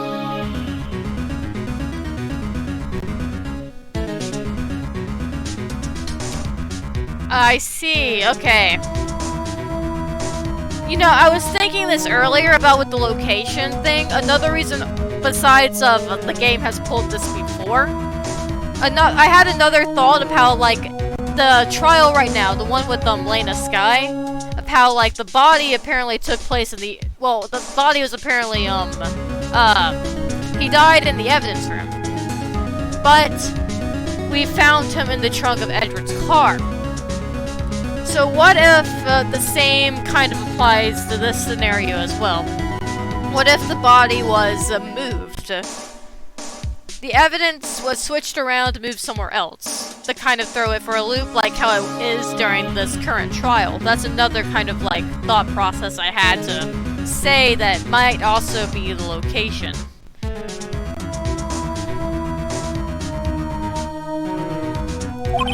The witness testified so herself. Objection! Yes, and it is these two facts that reveal what actually transpired. You see, the struggle between him and Marshall did not take place in Lena Sky's office. It happened on their side of the room in Chief Gantz's office. Objection! Are you implying the murderer moved the victim's body? See, like, yeah. It's a repetition. Oh, it's repeating what happened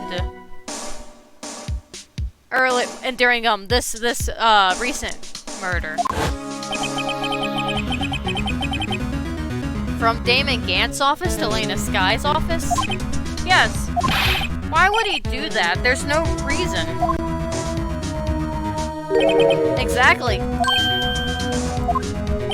If there wasn't a reason, he wouldn't have gone through the trouble. The only logical conclusion is that there was a reason. Do you know what that reason was, Mr. Wright? I've finally figured it out. So this is why Elena tried to stop the trial. It's too late to quit now, though. Please recall the witness's testimony. She says she knocked away the man who was holding up the knife. In the next instant, the jar was hit and flew through the air. Now tell me, what could have sent the jar flying? That would have been the impact the man made when he was knocked into the wall. Ladies and gentlemen, if I may draw your attention to this picture once more. If the man was knocked in the direction of the shelf the jar was sitting on, what would he have hit?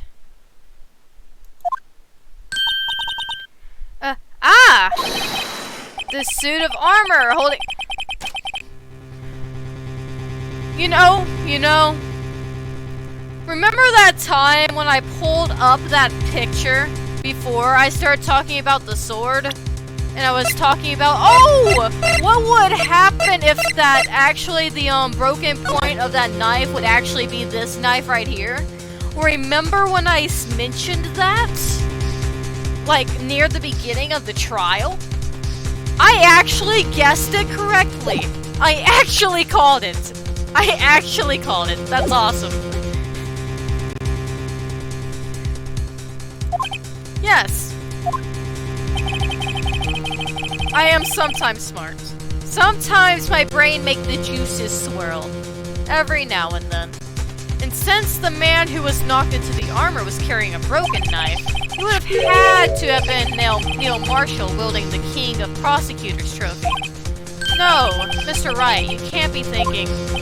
Yes, there is another possibility of what actually transpired in that room. Another possibility. Of course, the would have had no idea, but nevertheless, I don't know if I can go through with this. Go through it, Mr. Wright. You can do it. Mr. Wright, what's the matter?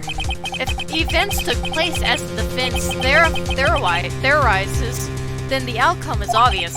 In that moment, assuming the man Emma Sky knocked away was actually prosecutor Neil Marshall.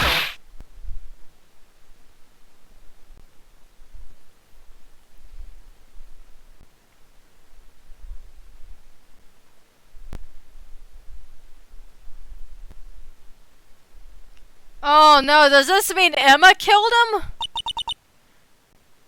Wait, so Emma was the one that actually killed Neil Marshall, and not... Oh no. You mean, Mr. Marshall died because of me? Oh, this poor girl! Oh no! She didn't need any more trauma! No!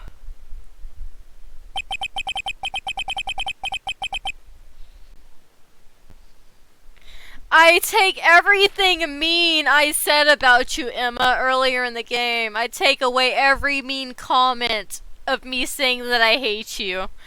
I apologize so much, Emma. I feel so bad. Oh no.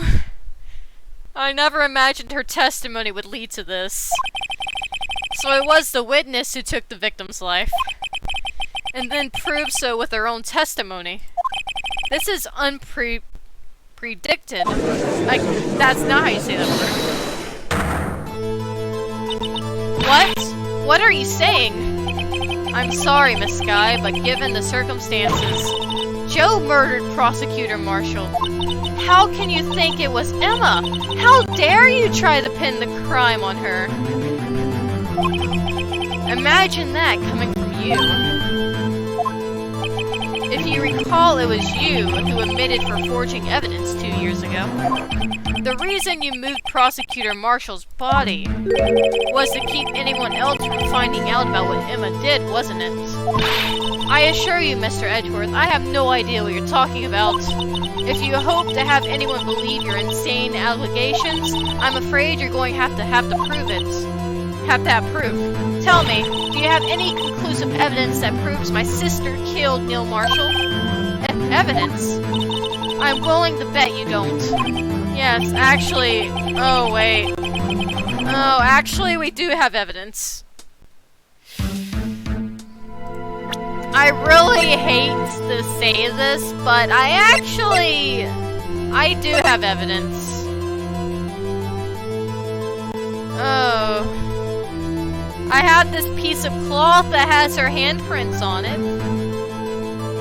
And sadly, this piece of cloth kind of looks like the clothing Neil Marshall is wearing in this photo, so, I'm sorry, Elena, but, I think I can prove that she did it.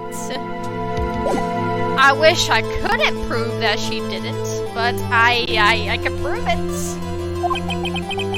If we don't have evidence, then we'll have to rely on testimony. I'm afraid that won't work in this case. Both parties involved in the incident are dead. We certainly can't get dead people to testify. This has all been a wild goose chase from the beginning.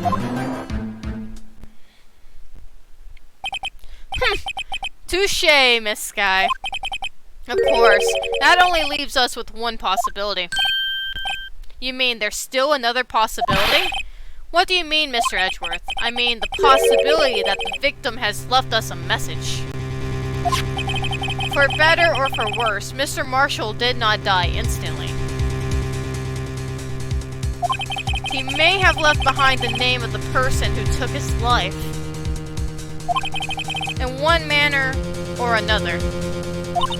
That's impossible. Actually, I have a thought process. Well, Mr. Wright, this is the only possibility left for you. A message from the deceased. Does such a message exist? Actually, maybe. The real murderer's name that the victim may have left behind. It's probably in the evidence. This message from the deceased is already in our possession. Mr. Wright, will you stop at nothing to prove my sister a murderer? Do not be mistaken, Miss Sky. Our purpose is not to accuse Emma of any crime. There is only one thing we seek. The truth. No matter how painful it may be. Now then, Mr. Wright, please show us the piece of evidence that conveys the message from the deceased. A message from the deceased. Message from the deceased.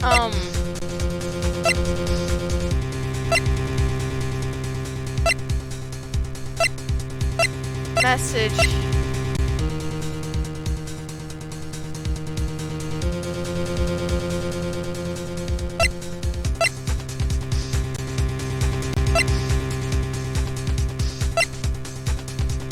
Message from deceased.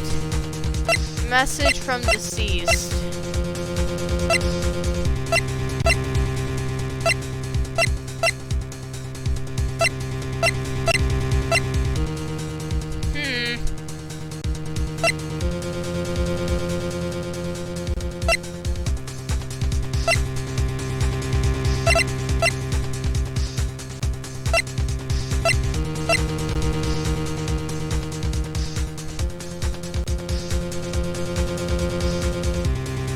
Is this the message of the deceased? Does this count as a message from deceased? I mean, it has Emma's prints on it, and it's his clothing. Does this count?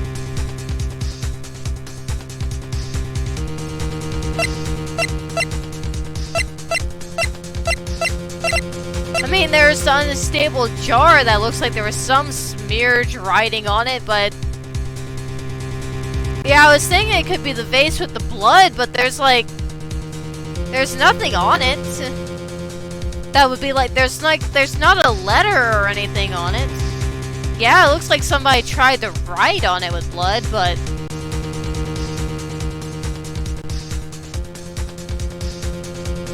But, yeah, like you are, Land of the Cheese, I think I'm leaning more towards the jar. Because, as much as I want to say that this would be the message... Yeah, that's what I was saying, it kind of looks like it was trying to be smeared into a message, but it doesn't look legible in anything. But I'll do it. It's also the only item that really makes sense. This is the message left by the deceased. This is that blue badger from before, right? Oh, is he going to just speak the killer's name? If that thing could, I'm sure it would. Okay, can we stop talking about that horrible thing, please? It looks like everyone's forgotten this is just a jar. A message was left here, on the surface of this jar. What do you mean? If you look closely, you can see a faint trail of blood on this jar. You can, yeah, but, like... I don't know what this means. Like, is this a symbol for a different language, or... It could be. It looks like someone wiped the blood away. Yes, but notice. For some reason, the blood on some of the fragments was not wiped away. Yes, there is a line here drawn in blood. So what you're saying is these dots were once lines. Prosecutor Marshall did not die instantly. He used a few precious moments left to him to leave behind a message. One that someone apparently wiped away. But blood must have seeped into the jar where the lines changed directions. Precisely so. All we need to do is connect these points, and the victim's message would become apparent. Uh-oh, she's nervous. No! Mr. Wright, what kind of message did the victim leave for us? Your Honor? I believe these blood stains will reveal to us the answer. I've got to connect these dots to make letters. There's only one thing the victim would have written given the circumstances. His murderer's name. Oh, I see it. Actually, I see it. Yeah, I see her name. Now that I take a good look at this, I see it. Okay. It's, this. Okay, go here. Go.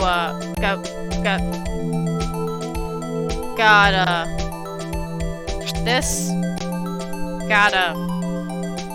Go over here. We got, see, this is the E. E for Emma.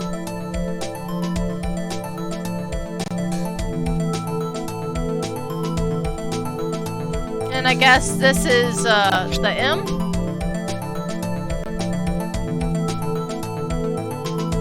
And here's the A.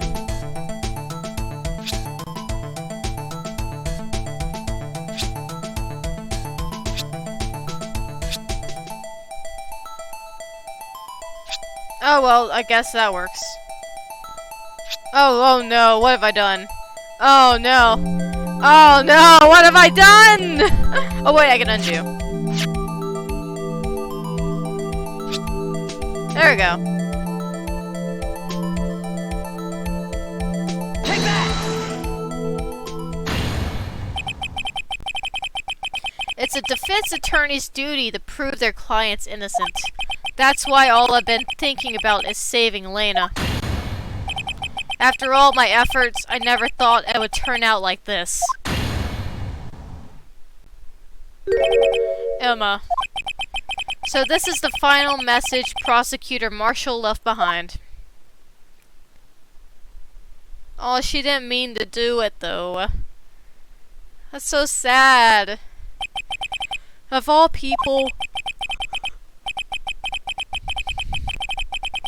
She may not have meant it, but in the end, the one who took the victim's life was Emma Skye.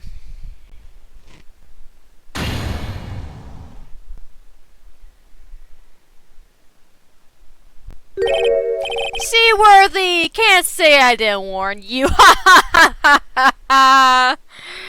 Oh man, that's funny. This dude. Mr. Owl-looking man. Chief Gant. Do you understand the implications of what you've done? What are you talking about? 2 years ago, Joe was sentenced to death. He was convicted because of his final murder. I believe you were the prosecutor in the case, were you not? Eck. Yes, Worthy. Because of you, an innocent man was sentenced to death. Not only that, but you used forged evidence to ensure his conviction.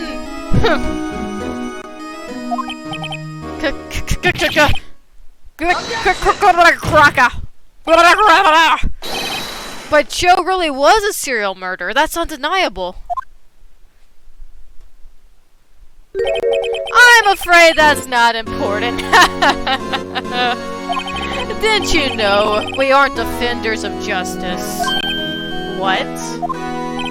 We're merely keepers of the law. Sentencing a man to death is no light matter. Even if there wasn't any cover-up or evidence forgery, ultimately the responsibility falls on the prosecutor in charge. Despite what anyone may say, this fact cannot be denied.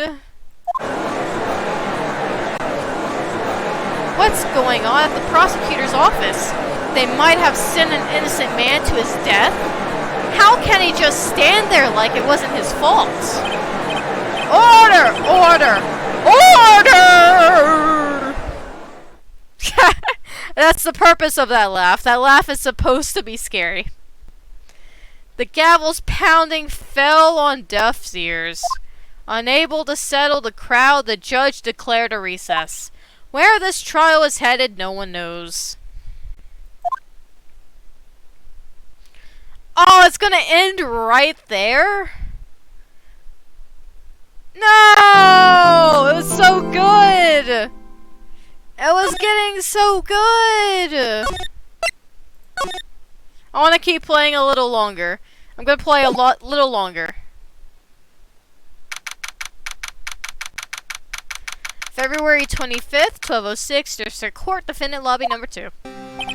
Sorry, Edgeworth. I didn't mean to get you in trouble. Don't worry about it. This is my problem, not yours. Hey, Gumshoe! Hope I'm not interrupting anything, pals. He's interrupting everything. Oh, guess I am. I'll come back later. Wait! Detective Gumshoe! What is it? You got a lot of nerve, pal, making a detective run all around while on duty. And on top of it off, you call me here. I've seen happier people at funerals. I take it Lena's having you run errands again. Let me tell you, this is the last time, pal. Here, she asked me to give this to you, if there was a break in today's trial. Evidence law. Edgeworth was talking about this just the other day. You must know the 2 rules of evidence law. Rule 1. No evidence shall be shown without the approval of the police department. Yes, it seems so. You could at least study some evidence law. Really. The chief prosecutor also wanted me to give you a message. A message? She said if you're planning to take him on, you're going to need this book. Him. I guess I'll need to give this book a thorough read. Oh yeah, I'm gonna take Mr. Grant's whatever owl face's name on in this trial, and I'm gonna beat him up. Doesn't look like that book will do you any good now, though. All that's left now is the chief prosecutor's sentence. That's where you're wrong, detective. Huh? Haven't you figured it out yet? Why I'm still sitting in the prosecutor's seat? Despite all these allegations being thrown at me, Mr. Edgeworth, the real trial today hasn't begun yet. What? What else is there left to do? Your credibility's been all but ruined with this forged evidence you were unaware of. Emma Skye found out she was unwillingly caused a man's death, and now you're telling me you want to do more? You've got to be kidding me, pal. You're missing the point, Detective. Lena didn't murder Detective you're Detective Gumshoe. Lena didn't murder Detective Goodman. She merely struck a knife into his dead body. That means the real killer is still out there. What? And we're going to expose him, no matter what it takes. This case has hurt too many people. It's time to bring it to an end. February 25th, District Court, Courtroom number 9. Let's continue this trial. Court will now reconvene for the trial of Miss Lena Skye. Mr. Edgeworth? Yes, Your Honor? The Inquiry Committee is planning to impose harsh penalties for your actions. Thank you for the news, Your Honor. Yes, well... Normally, this is where the prosecution calls forth a witness, but,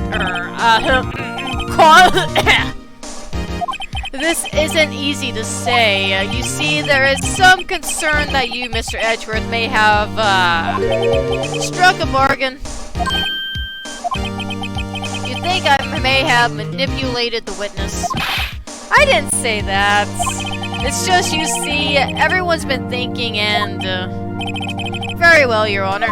I have a solution. A solution. That being the case, the prosecution will allow the defense to call forth all further witnesses. What? But there's no rescinded for what you're proposing. Undeniably, this is an unusual arrangement, but a very effective one. It would prove that I haven't struck any deals with the witnesses. Well, Mr. Wright, what do you say? Unbelievable. Edgeworth has found a way to continue the trial, which we thank you, Edgeworth, you amazing, wonderful man. We thank you for continuing the trial. Very well, the defense accepts the prosecution's proposal. Then it's settled. The defense may call forth the next witness. Mr. Wright? You do realize this is your last chance. If you call the wrong witness, this trial is as good as over. The defense calls. The time's finally come to bring out the real murderer. Don't accidentally click the wrong person. It's time. And I am calling a Damon Gant to the stand. Damon Gant, defense calls Damon Gant to the stand. The Damon Gant? What does he have to do with anything? He has everything to do with this trial. As the defendant's partner 2 years ago, Mr. Gant has first-hand knowledge of the crime. I feel we should hear what he has to say about it. As luck would have it, he should still be in the courthouse. He would also be the last likely to have been manipulated by me in any way. Wouldn't you agree, Your Honor? True. Alright, bailiff, please escort Mr. Gant to the stand. Oh, you're going down, Mr. Gant. I know what you did. I know what you have done, Gant. I am taking you down in this court tonight. You are going down, Gant. Witness, please state your name and occupation. What is this? Some kind of practical joke? Man, I love your design so much, though. Out of all the villains in this game so far, I think Gant is my favorite villain. I don't know what it is about Gant, but I don't know, maybe it's just the way he's written out that I like. He seems like such a charming man who's just kind-hearted and like stuff like that from the surface, but then when you like look deeper, like how he like tortures like the officers who disobey or get in trouble with like loud music and stuff like that, and he's obviously fishy with his like actions and stuff. I don't know, I don't know. I just think Gantz is written very well. And I know I said this earlier that I keep making fun of his design, but I actually really love his design. It's beautiful. I like Owlman. Despite how much trash I throw at him, I do like Owlman. He's cool. I was just on my way to lunch. Your name and occupation, sir. Worthy, are you sure you want to do this? Your name and occupation. Okay, speak faster. So, you want to play hardball, eh? Please, Mr. Gantz. Fine. My name is Damon Gantz. I'm the acting chief of police. Give me 1 second once again, guys.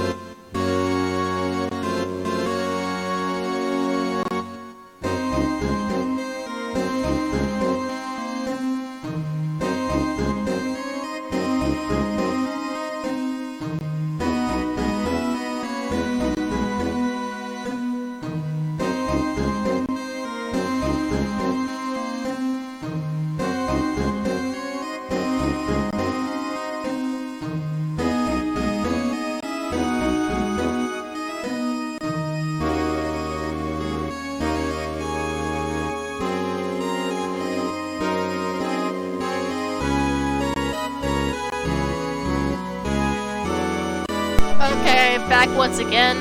My mom keeps calling me, even though I keep expressing that I'm streaming. I love her dearly, but sometimes, man. Oh, rightio. What's the grim face? First, let's clear up this SL9 incident. Oh, you mean that time when Lena's sister murdered that prosecutor? Personally, I think it's been made pretty clear already. There are still some things unaccounted for. Oh, like what? Like the role you played in all of this. Son, either you're very brave, or you're very foolish. You are aware, of course, that a police chief has all kinds of weapons at his disposal, right? Weapons? Sure, take my testimony, for example. I don't have to give it if I don't want to. What? Is that true? I'm afraid so. The chief of police has the right to refuse to testify. Of course, such an action carries with it certain risk. Don't worry, I'm not here to hinder your trial. Just remember, if this turns out to be a big waste of time, don't say I didn't warn you. Very well, the witness may now begin his testimony.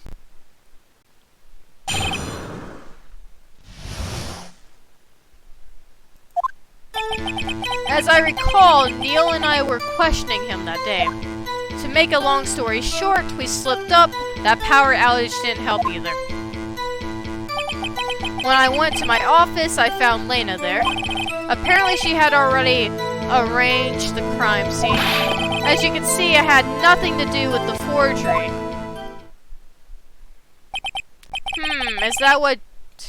Is that when he was arrested. Him, he was lying on the floor, unconscious.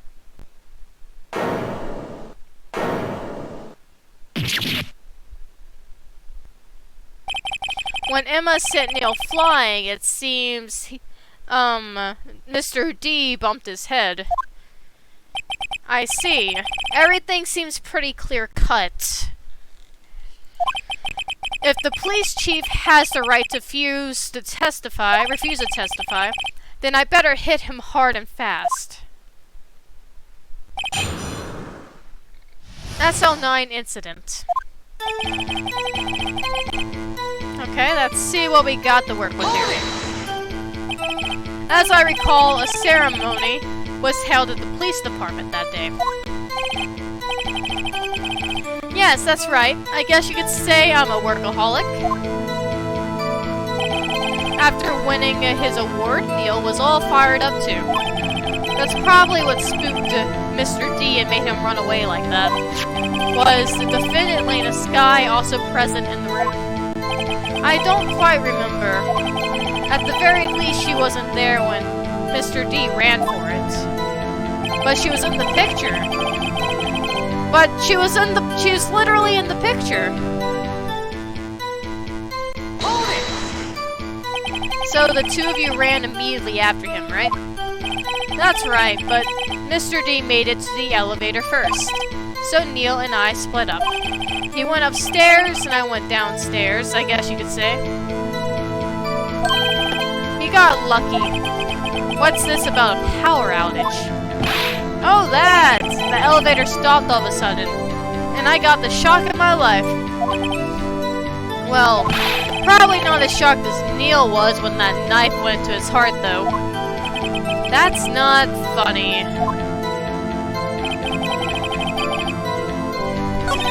No! Whoops. Hold it! Could you tell us what you saw?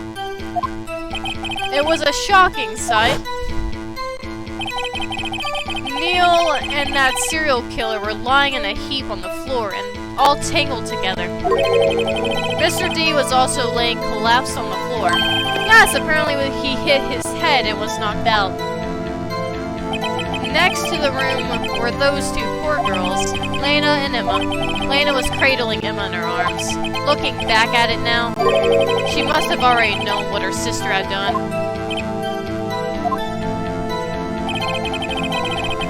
Hold it! How could you know that?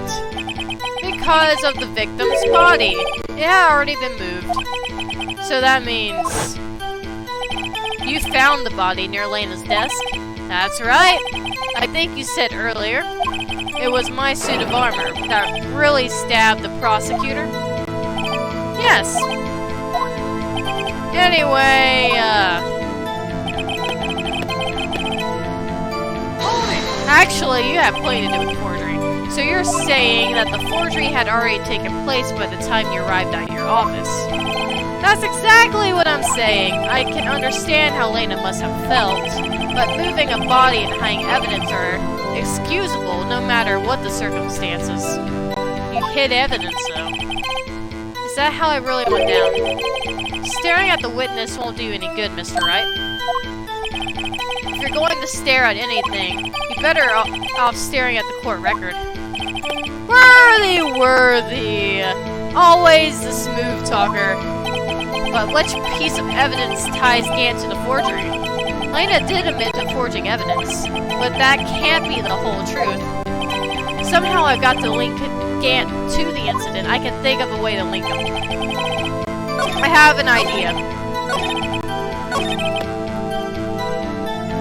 So, my idea is, let's see. Actually, I'm gonna look at this real quick.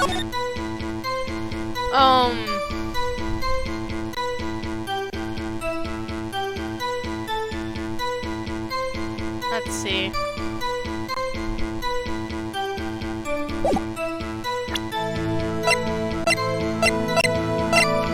Actually, I can prove that he forged evidence, because I found half of the evidence list in his room that he hid from, Edgeworth. That's my thought process here. Objection! You claim you had nothing to do with the forgery. But I'm afraid that is a claim you cannot back up. Explain yourself. Several pieces of evidence were found in your office. Take this list, for example. That's the list Emma Skye drew her picture on.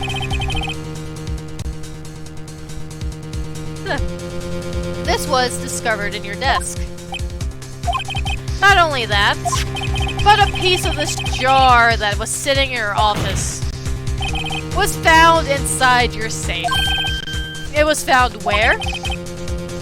You see, Chief Gant, these articles of evidence uncovered in your office are both concrete proof that you also played a part in the illegal investigation. Chief Gant, what's the meaning of this? Oh! Here's a defense attorney who may even rival Worthy. So you admit to it then, that you were involved in the forgery. Who, me? Or do you mean you? Me? Why would I have anything to do with that? Well, you were the one who snuck into my office when you found this evidence. Prosecutors aren't the only ones capable of forging evidence, you know? Defense attorneys can do so too. Isn't that right, Radio? Objection!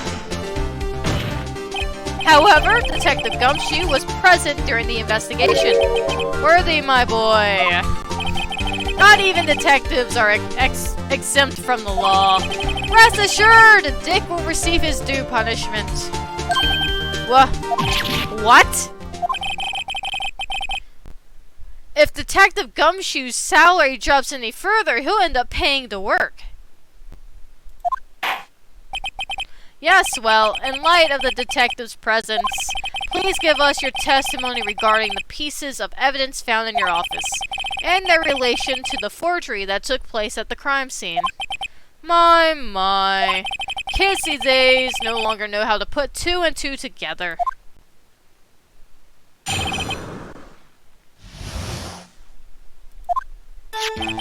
Let's see, what is it now? A jar fragment and a list. For all I know, you could have planted them in my office. Anyway, you can't prove when those pieces of evidence were discovered. If they were found after Mr. D was convicted, then they're worthless. There's no reason I participate in forgery. Rearranging the crime scene wouldn't help me out in any way. Mr. Wright. Yes, Your Honor? When investigating the crime scene, you should have been more careful to observe protocol. You do understand that I am the chief of police, right? There will be consequences. Oh, indeed, I believe I will press charges, so you won't make the same mistake again. I love his eyes so much. The favorite thing about his design are his eyes. My apologies, Chief, but would you mind waiting until tomorrow for that? Today is, well, you know. Alright, Uggy. In return, though, I know. The place, right? Huh? What are these guys, telepathic?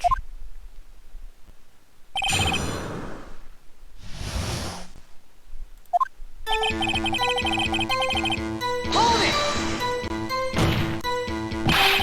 I appreciate it if you stop making these ridiculous allegations. Yes, you do have a point. You wouldn't have the guts to do something like that. What? I'll have you know, back in the day I once broke into a cattle ranch and tipped... Mr. Wright, what are you saying? Anyway, you can't prove you didn't carry in the evidence, can you? If you have a proof to the contrary, you're going to need it later. Later? What are you talking about? What else? I'm talking about when Wido's prints are found. Yes, if they're found inside my safe, they would prove his investigation was illegal. Grr, I've never faced anyone as slimy as this guy.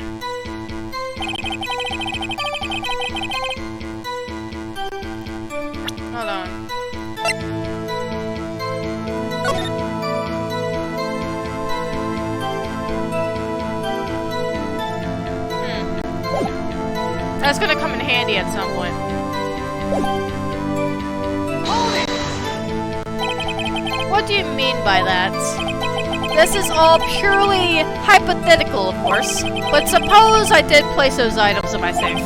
Such an act wouldn't necessarily constitute forgery. Objection! If concealing evidence found at a crime scene isn't forgery, I'm not through speaking yet, Righto. It all depends on when the evidence was discovered. Hold it! Are you saying this jar fragment wasn't discovered in the initial investigation? It would appear not. After all, it wasn't listed in the evidence list. For all we know, it could have suddenly materialized the day after Mr. D was sentenced. Objection! And wouldn't that be convenient? Right. The chief is talking about a possibility. So long as you can't rule that out, your remarks, however clever they may be, will only succeed in wasting time. Tell me something I don't know.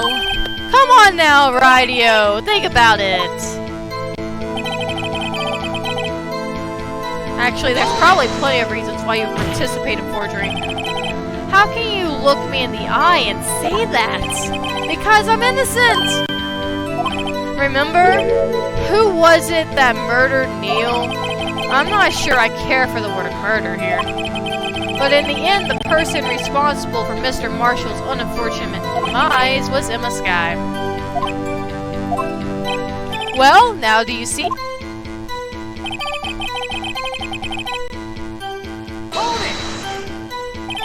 Really, Chief Gant.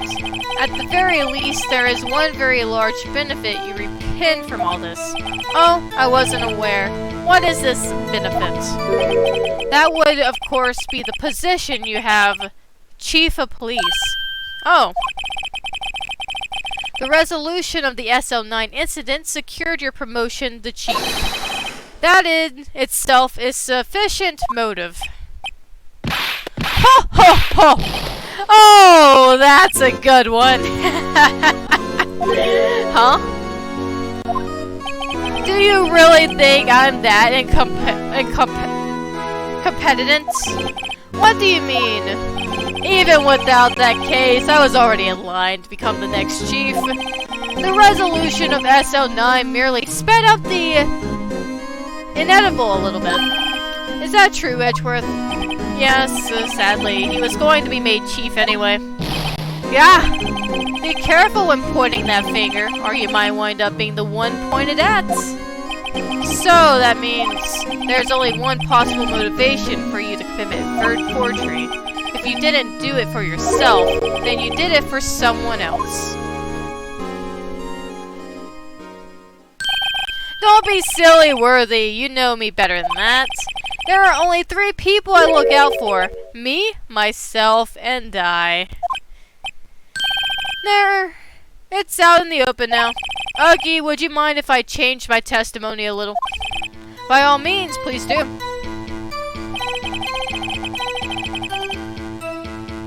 Hold it! Nothing in it for you. Sorry, but the only person I care about is yours truly, that girl. Lena's sister, was it? If you think I felt sorry for her, you better think again. You're right. You don't feel sorry for anyone. Be tough on crime and tough on people, that's how I was raised. You seem to be lax enough on yourself, though. Ho ho ho ho ho ho! Oh, that's a good one, Worthy. Could there have been something in it for him? Given his selfishness, would he have helped someone out yet?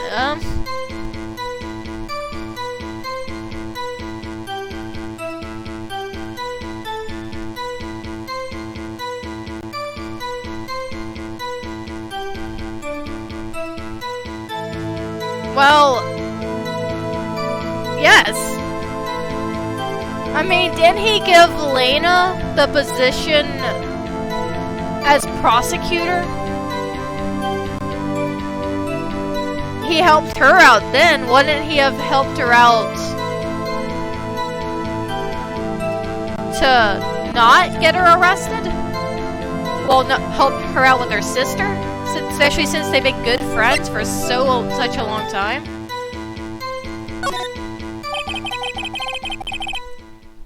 True, you might not help anyone for their sake, but if it would benefit you, you might decide to assist someone. Mr. Wright, it appears you're possibly determined to betray the chief as a nice man who likes to lend people a hand. That's not what I mean. Very well then. Who is this person you believe Chief Gantz may have helped forge evidence? I believe he helped Elena Skye herself. Take that! Chief Prosecutor Elena Skye, the defendant, I believe is quite obvious in light of the circumstances. Emma Skye fell victim to an unfortunate series of events. Who would want to help her more than her own sister, Lena? And as for Chief Gantz, he would also have a reason to help Lena if she asked him to. That reason, of course, is self-profit. Self-profit? What do you mean? After the SL9 incident was resolved, Lena Skye was appointed Chief Prosecutor at the prosecutor's office. The person who arranged this job change was you, Chief Gantz. But how would he profit from all of this? He would be able to use the Chief Prosecutor as his puppet. Essentially, he would acquire unchecked authority over all investigations. Do you mean to tell me that despite the Chief's formidable appearance, he plays with puppets? I don't think that's what we were talking about. Oh wait, you must mean puppet as in someone forced to do his bidding. Never mind. Admit it, Chief. You assist Elena Skye in forging evidence. Your motive to appoint her as Chief Prosecutor so you could control her.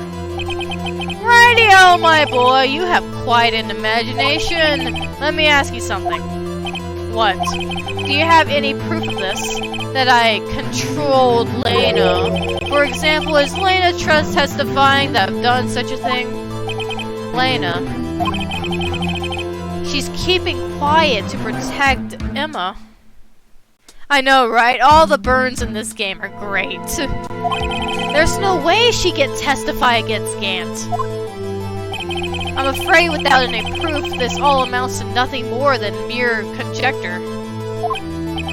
Unless that is also what happened in this incident. This incident? Or which one would that be? Of course, I'm talking about the murderer of Detective Bruce Goodman. The Chief Prosecutor has been acting strange throughout this entire trial. Almost as if someone has been controlling her. Worthy, you better watch your tongue or I might remove it from that pretty little mouth of yours. I wouldn't want you to get hurt. Just what do you mean? What he means, Your Honor, is that Chief Gant is involved in the murder of Detective Goodman. Not only that, but the Chief is now making Lena take the rap to cover up his involvement. What?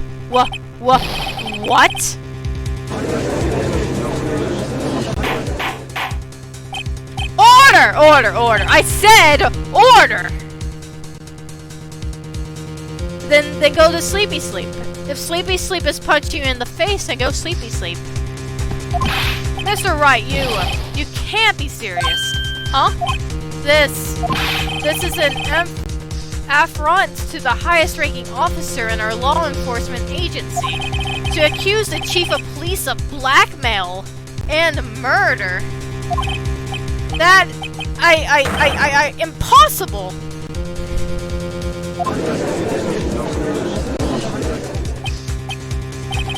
Your Honor, I was merely titerating what Mr. Edgeworth said in easier to understand language.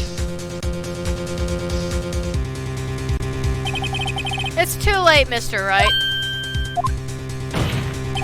There's no turning back for us now. It looks like he's the one who's decided to go through with this. I appreciate the fact you want to watch the stream, but you also need to sleepy sleep, though. Can you prove this, Mr. Wright? That the chief, a high-ranking officer of the law, is involved in this murder? Good question. Regardless of his rank or title, Chief Gant is just a man. The question is he a criminal? I believe the evidence will tell. I see. Alright then, let's see what Mr. Wright's got, and it better be good. Show us this evidence that ties Chief Gant to the murder of Detective Goodman.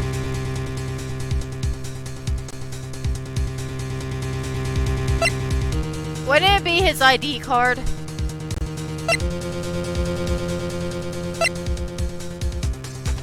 I feel like it would be the ID card.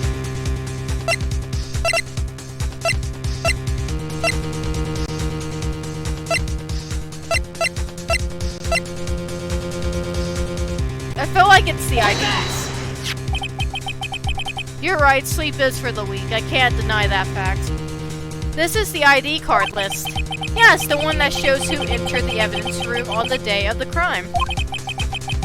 There was one ID on the list we couldn't determine the owner of yesterday. 777777777777777777777. Sorry, but there's no way you can prove that's my card number. It's your number. What? How do you know that?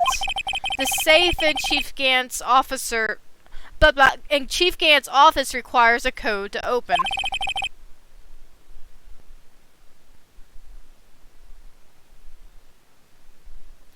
A 7-digit code. 7 digits? You don't mean... Yeah, he used 7-digit code as just a bunch of sevens. I'm afraid so, Your Honor. The code was 7777777777. The same as the remaining ID card on that list. Chief Gant, you entered the evidence room on the day of the crime. Uh-oh, look at his face. His eyebrow's twitching. He got a twitchy eyebrow. We're getting to him, guys. We're getting to him. Order! Order! Chief Gant, what do you have to say? Nothing. The defense's search of my office was in violation of regulations. And I will demand Mr. Wright be punished to the maximum extent of the law. But right now, this court demands an explanation from you about the use of this ID card.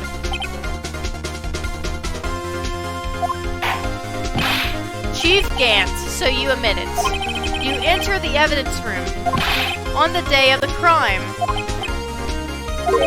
What about it? I'm chief of police, whether it's the evidence room or the bathroom. What's the difference? I can go anywhere I want. Tell me, when you entered the room, were you alone? I always go to the bathroom alone, as I do with the evidence room.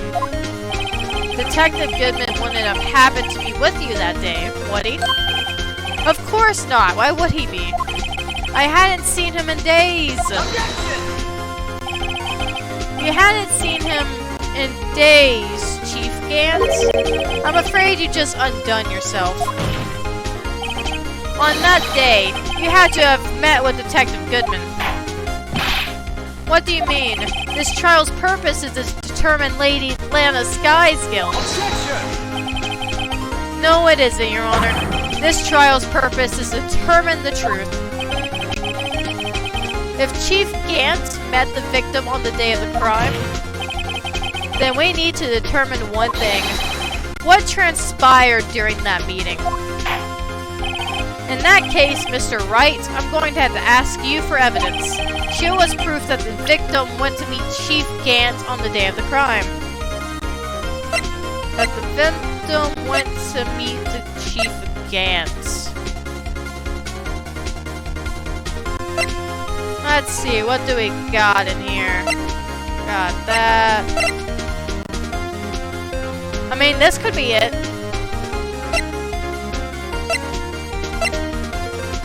memo is my best bet.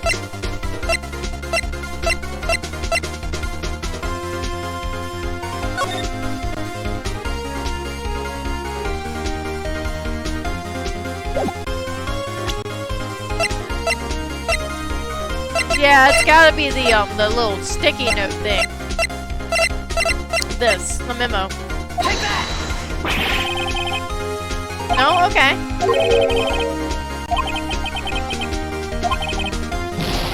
Okay, that wasn't it. Okay.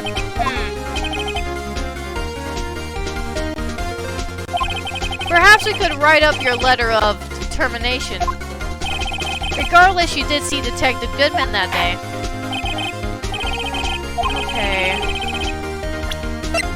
No, don't accidentally click.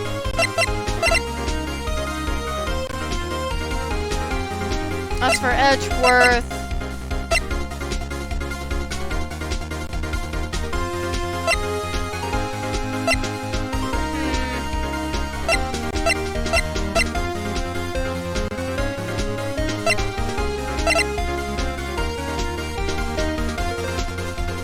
Well, this could be it.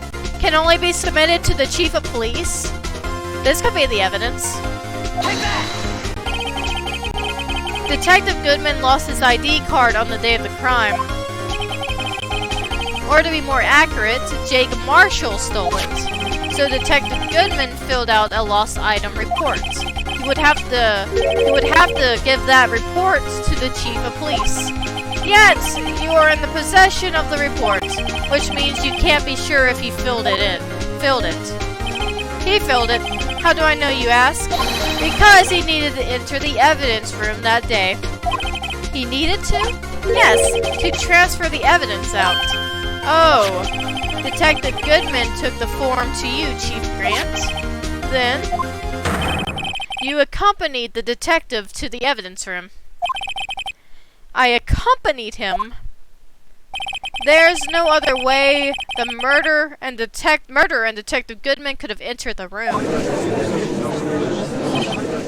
Hold on, let me guess what you're going to say next. I, the chief police, murdered poor Goodman. Exactly. That's exactly what I was going to say. But wait, the chief didn't necessarily need to accompany him to the evidence room. He could have just lent him his ID card. Yes, now that you mention it, I believe I might have done something of the sort. Objection! Sorry, but that's not possible. According to the record, your card was only used once. Yet, you showed us your ID card earlier. If you had really lent it to Detective Goodman, it would have been found on his body. No. Oh, he's just straight up exploded. Okay. Chief Gantz, you didn't. The murder was most likely a spur-of-the-moment crime, for no one in their right mind would choose the police department as a place to commit murder.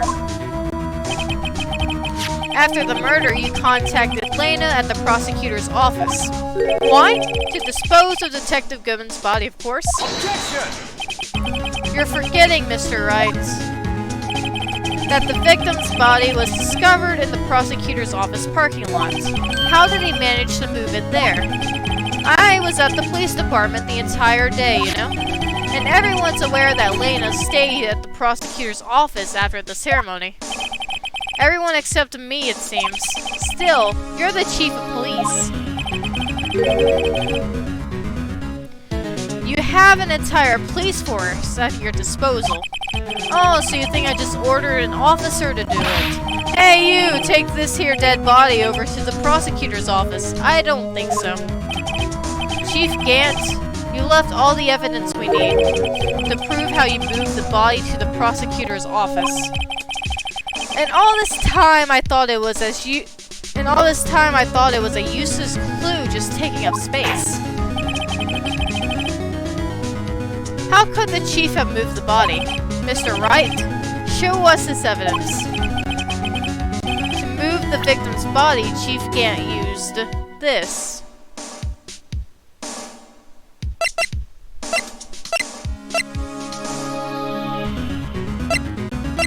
useless evidence taking up space.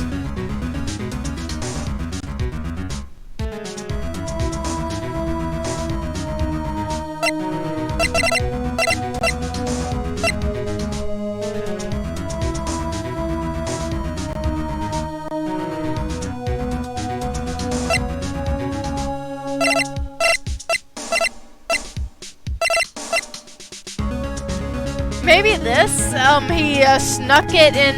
Here's my thought process, okay? So Gant snuck the dead body into Edgeworth's car. And Edgeworth probably did not know he had said dead body in his car. So he traveled to the thingy thing with dead body in his car the whole time. And then Lena went to go retrieve dead body from car. That's my thought process on this. Take that! This is how he moved Detective Goodman's body. A parking stub, Miles Edgeworth. You mean, the body was found in the trunk of Mr. Edgeworth's car. I think it's obvious what happened. The body was moved by that car. Objection! You mean I carried the victim's body? Precisely so. But wait, even you know, I didn't plan on returning to my office after the ceremony finished that day. But you did return. Tell me why.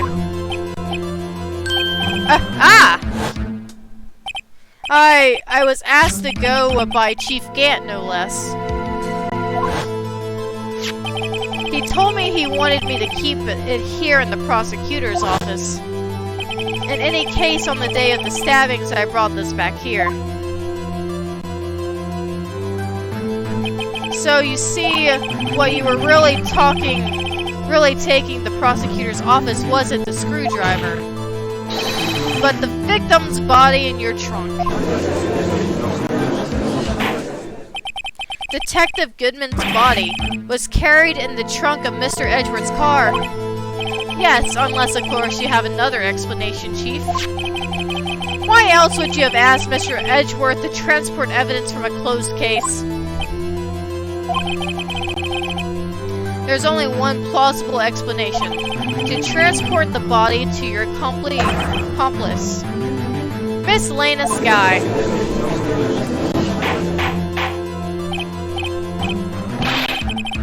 Order! Order! Order! What's going on here? Is there no room for a rebuttal to the defense's outrageous accusations? Think back to the photograph Miss Starr took at the prosecutor's office. This was not a photo of the body being stuffed in the trunk to be taken away.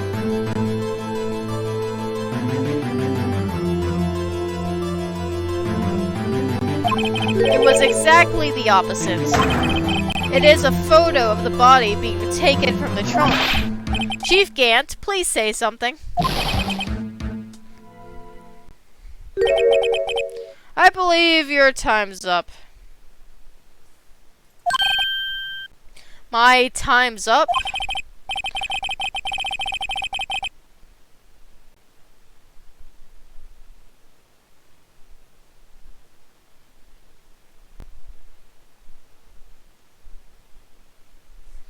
Sorry, Righto, but I'm having lunch with the District Attorney General after this. We have to get going if we're going to make it in time for the early bird special. Objection! But the cross-examination isn't finished yet. Remember what I told you earlier? A police chief has all kinds of weapons at his disposal. Weapons? Like the right to refuse to testify? I'm invoking that right now. What? That is not a right to be casually invoked. There are certain risks to be considered. Objection! So you're going to just run away after all this? Run away. Don't make me laugh, Worthy. I stabbed old Goodman. That's what you're saying, right?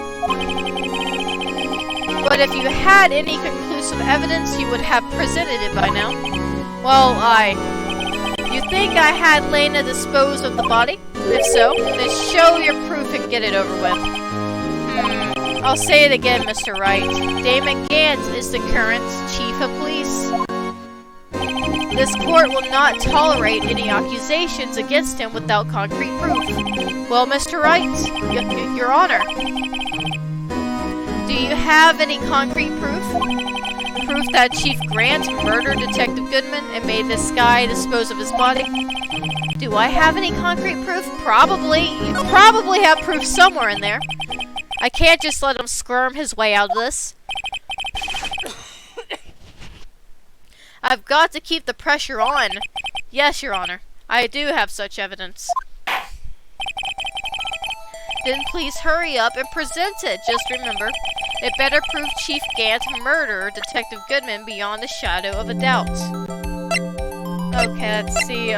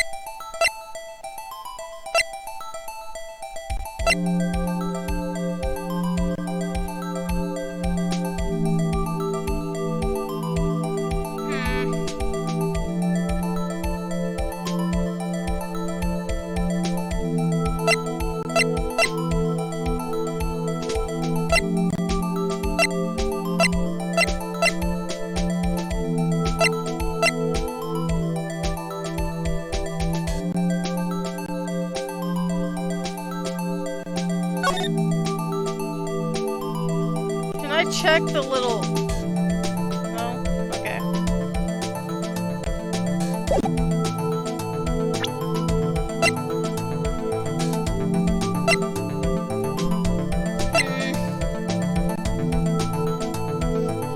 I proved that Chief Gant murdered Detective Goodman. I don't know.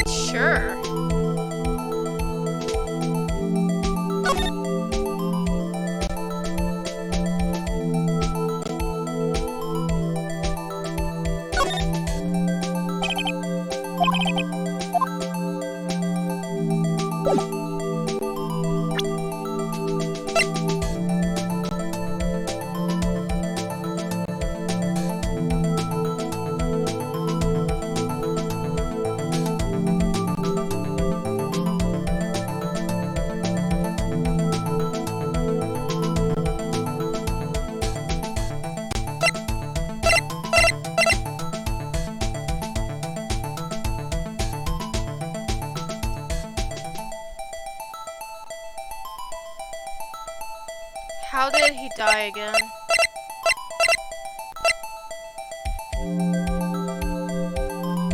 He died from loss of blood. And it was a knife wound.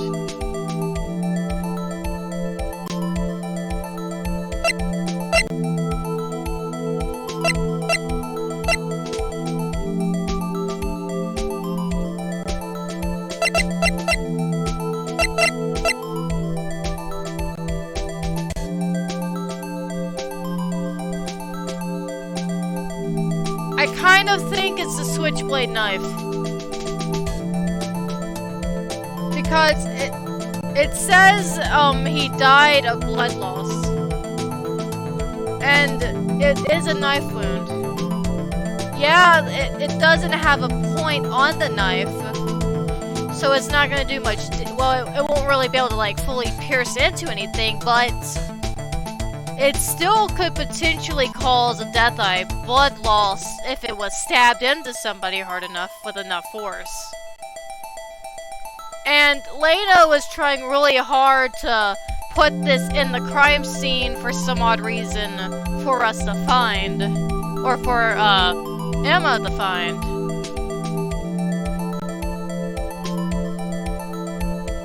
So I kind of feel like maybe it's the switchblade knife.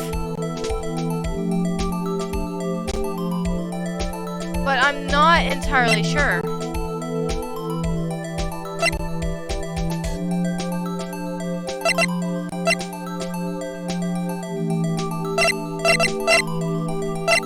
I feel like that makes the most sense to me.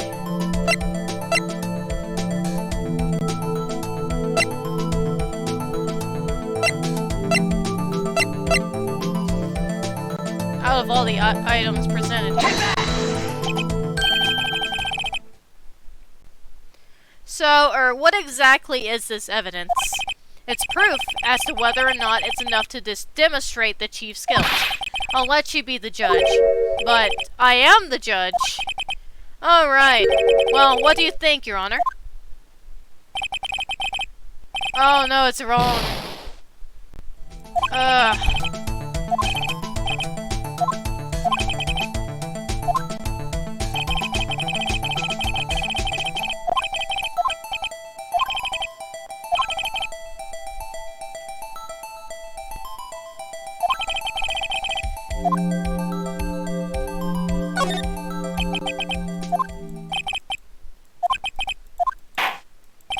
There's gotta be something here, right? There's gotta be.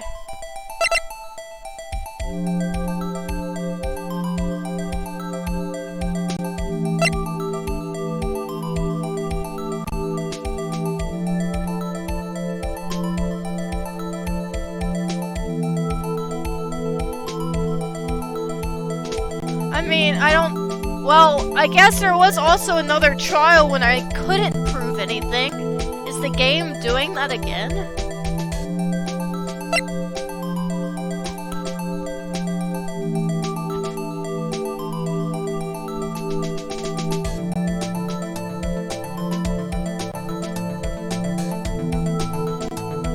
I don't know.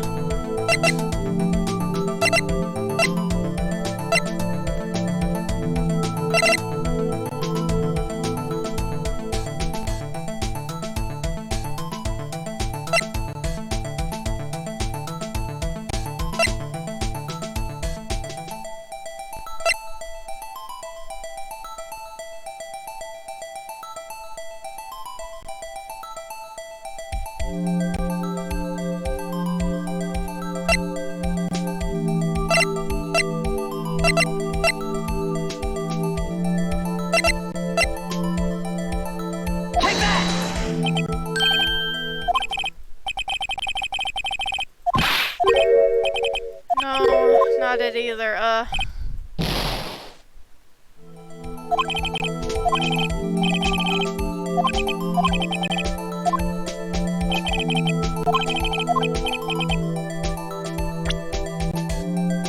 Hold on.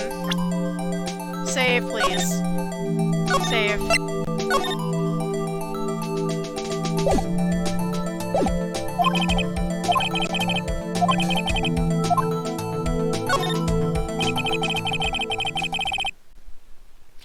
It's no use showing evidence I'm not even sure of myself.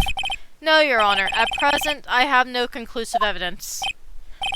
See, Uggy? In that case, this court is forced to penalize you for your allegations against the chief. What? Here's a tip. Never gamble what you can't afford to lose, Radio. It seems that Lady Luck was on my side again today. Okay, Uggy, I'll leave the rest to you.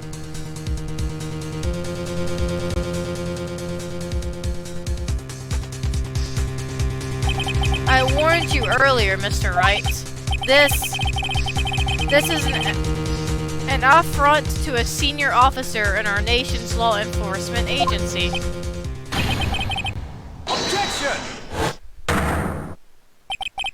Lady Luck, Maybe we should have a word with her. Mr. Edgeworth, what do you mean? There's one lady who knows the real truth behind this trial. We haven't yet had the honor of hearing her testimony. A lady who knows the truth, another witness. In the absence of conclusive evidence, the only other method of proof is testimony. But Chief Gant has invoked his right to refuse the testimony. There's still someone else, one more witness who can answer all the questions. Raised in this trial, someone right in this very room. Mr. Edgeworth, who is this person? Who are you asking me? Why are you asking me, Your Honor? Have you forgotten? The defense is the one calling witnesses today. Mr. Wright, does such a witness exist? She may not be willing to tell the truth, but we can't just stop now. Yes, Your Honor. The defense calls forth. Are we talking about Lena? Or Angel? No, it's gotta be Lena. Take that! The defendant, Miss Lena Sky? She was in the underground parking lot at 5:15 p.m. on February 21st. Her task to dispose of the victim's body. In accordance with a certain someone's orders, Mr. Edgeworth, the prosecution has no objections, Your Honor. Very well, the court will now take its final recess for the day. In 15 minutes, we will reconvene to hear the defendant's testimony. This court is now in Hold on. Huh? Chief Gant is back! Oh man, this guy will not stop. I thought you were going to eat. Listen good, Lena. He's talking to Lena. I don't think you need me to tell you this, but if you accept Mr. Wright's claims, there will be terrible consequences. That's right. Your sister will be found guilty for Neil Marshall's murder. Ah! This isn't good. Of course, you'd never support such outrageous claims anyway, right? Just something to think about. Alright then. I've got a lunch date to meet.